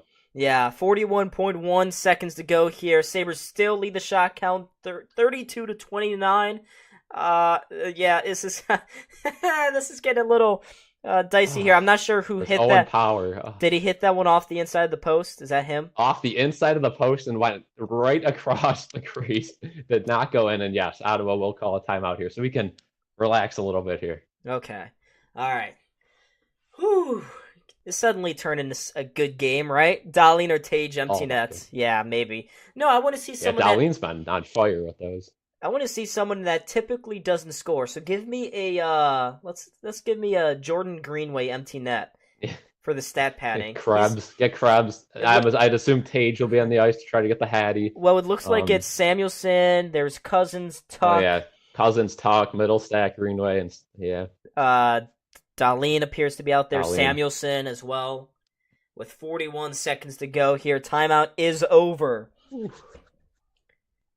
Can Ottawa do it? Can they pull off? Now Tuck goes back onto the bench here, so see who they send out instead of Tuck. It appears to me, you see, I can't tell. Stutzla's out there, Giroux is out there, Batherson, Kachuk, all out there here for the Senators. So they got their big boys out here. Kachuk currently yapping at the referee. So this is a big face-off. Sabres won the draw here, and Darlene is able to swing it all the way around. Oh, good stick there to get it out. It's outside the zone, but swung right back in, and that's going to be a delayed offsides. And no, now he puts his arm down, so it's not going to be an offsides. But the Sabres, Darlene will be able to try to attempt. Oh, Greenway couldn't get it out. That was a wimpy attempt to get it out. Now the Senators will have a chance. Now they settle it down. Here we go, 20 seconds, and the Senators are cycling it. Here we go. In typical Sabres fashion, will they blow it? Chikrin can't do this. The point. Chikrin gets the shot. Good block there by Greenway. Greenway gets hauled down. No penalty. Oh, my goodness. They cycle it around again. 8 seconds left. And it's turned over. Cousins all the way down. 4 seconds left. Shoots at the empty net and scores with 2 seconds left. The dagger. Dylan Cousins puts it in the net with 2.1 seconds. And the Sabres will win this one 5-2. Wow. Oh, boy. Got really nice there. Yeah. Hey, that's a guy that really needed that goal. Dylan Cousins, his 7th of the year. Oh my goodness. Yeah, Cousins needed that one for sure. Tim Stutzla hunched over in severe pain there. Oh. Absolutely gutted that his team couldn't do any better. He lost the puck right inside that blue line. Cousins, a couple really cute moves there, and it's in the end a really easy finish for him as the Sabres are going to get the 2 points here tonight, Cal. Let's go. Finally, a double straight. Cup run back on. And what a game for the Sabres here. Gutted it out. Led block shots 28-11, so they've been getting targeted all game with those block shots. Kachuk's going to go off the ice there, probably for the better because you know what he tried to start. And the face-off ensures, and that's it. Over. That's the game. It is over. Sabres win it. Wow, good game from UPL overall. Although didn't face a whole lot of shots. And yeah, I mean the fourth line was dominant tonight. Tage Thompson hopefully returning to form. Dylan Cousins able to get that empty netter. And yeah, just a solid game for the Sabres, putting up 5 goals. You usually are going to win when you put up 5 goals. I think you got to go UPL again Saturday against the Canucks. I don't know. I don't I agree. mean, Levi's coming off a bad game. I don't know. I didn't think Luukkonen looked too strong here tonight. Yeah. Levi, of course, didn't look good, but he usually, for some reason, turns it up every other game. Inconsistent. Yeah. I would give the nod to Levi on Saturday. Okay. See what they decide to do. But yeah, big win for the Sabres. And again, 2 of your next 3 games are against bottom feeders. So again, after the next 3 games, we'll check back in and see where are we here. But if we could get to the trade deadline still in a position to strike, will Kevin Adams make up for his mistakes in the offseason and finally do something to benefit the team? Spoiler alert, no. Not. No. Well, I mean, he did make a trade today. Philip Cederquist for Mr. Future Consideration. So yep. At least he is awake and active. Absolutely. But yep, that ends it here tonight for us, folks. Cal, would you like to record a Bills video? We got to talk about some injuries after this stream. I don't know if I'll have time tomorrow. Let's do it. But yeah, we'll do that. But folks, make sure to hit the like button and subscribe here. Tage Thompson, big night for him, carries the Sabres to a 5-3 victory over the Ottawa Senators. That puts the Sabres at 18-20-4, 40 points on the year. And depending on how the Montreal game turned out, I will have to see. The Sabres could be tied for 6th in the Atlantic for the first time this year.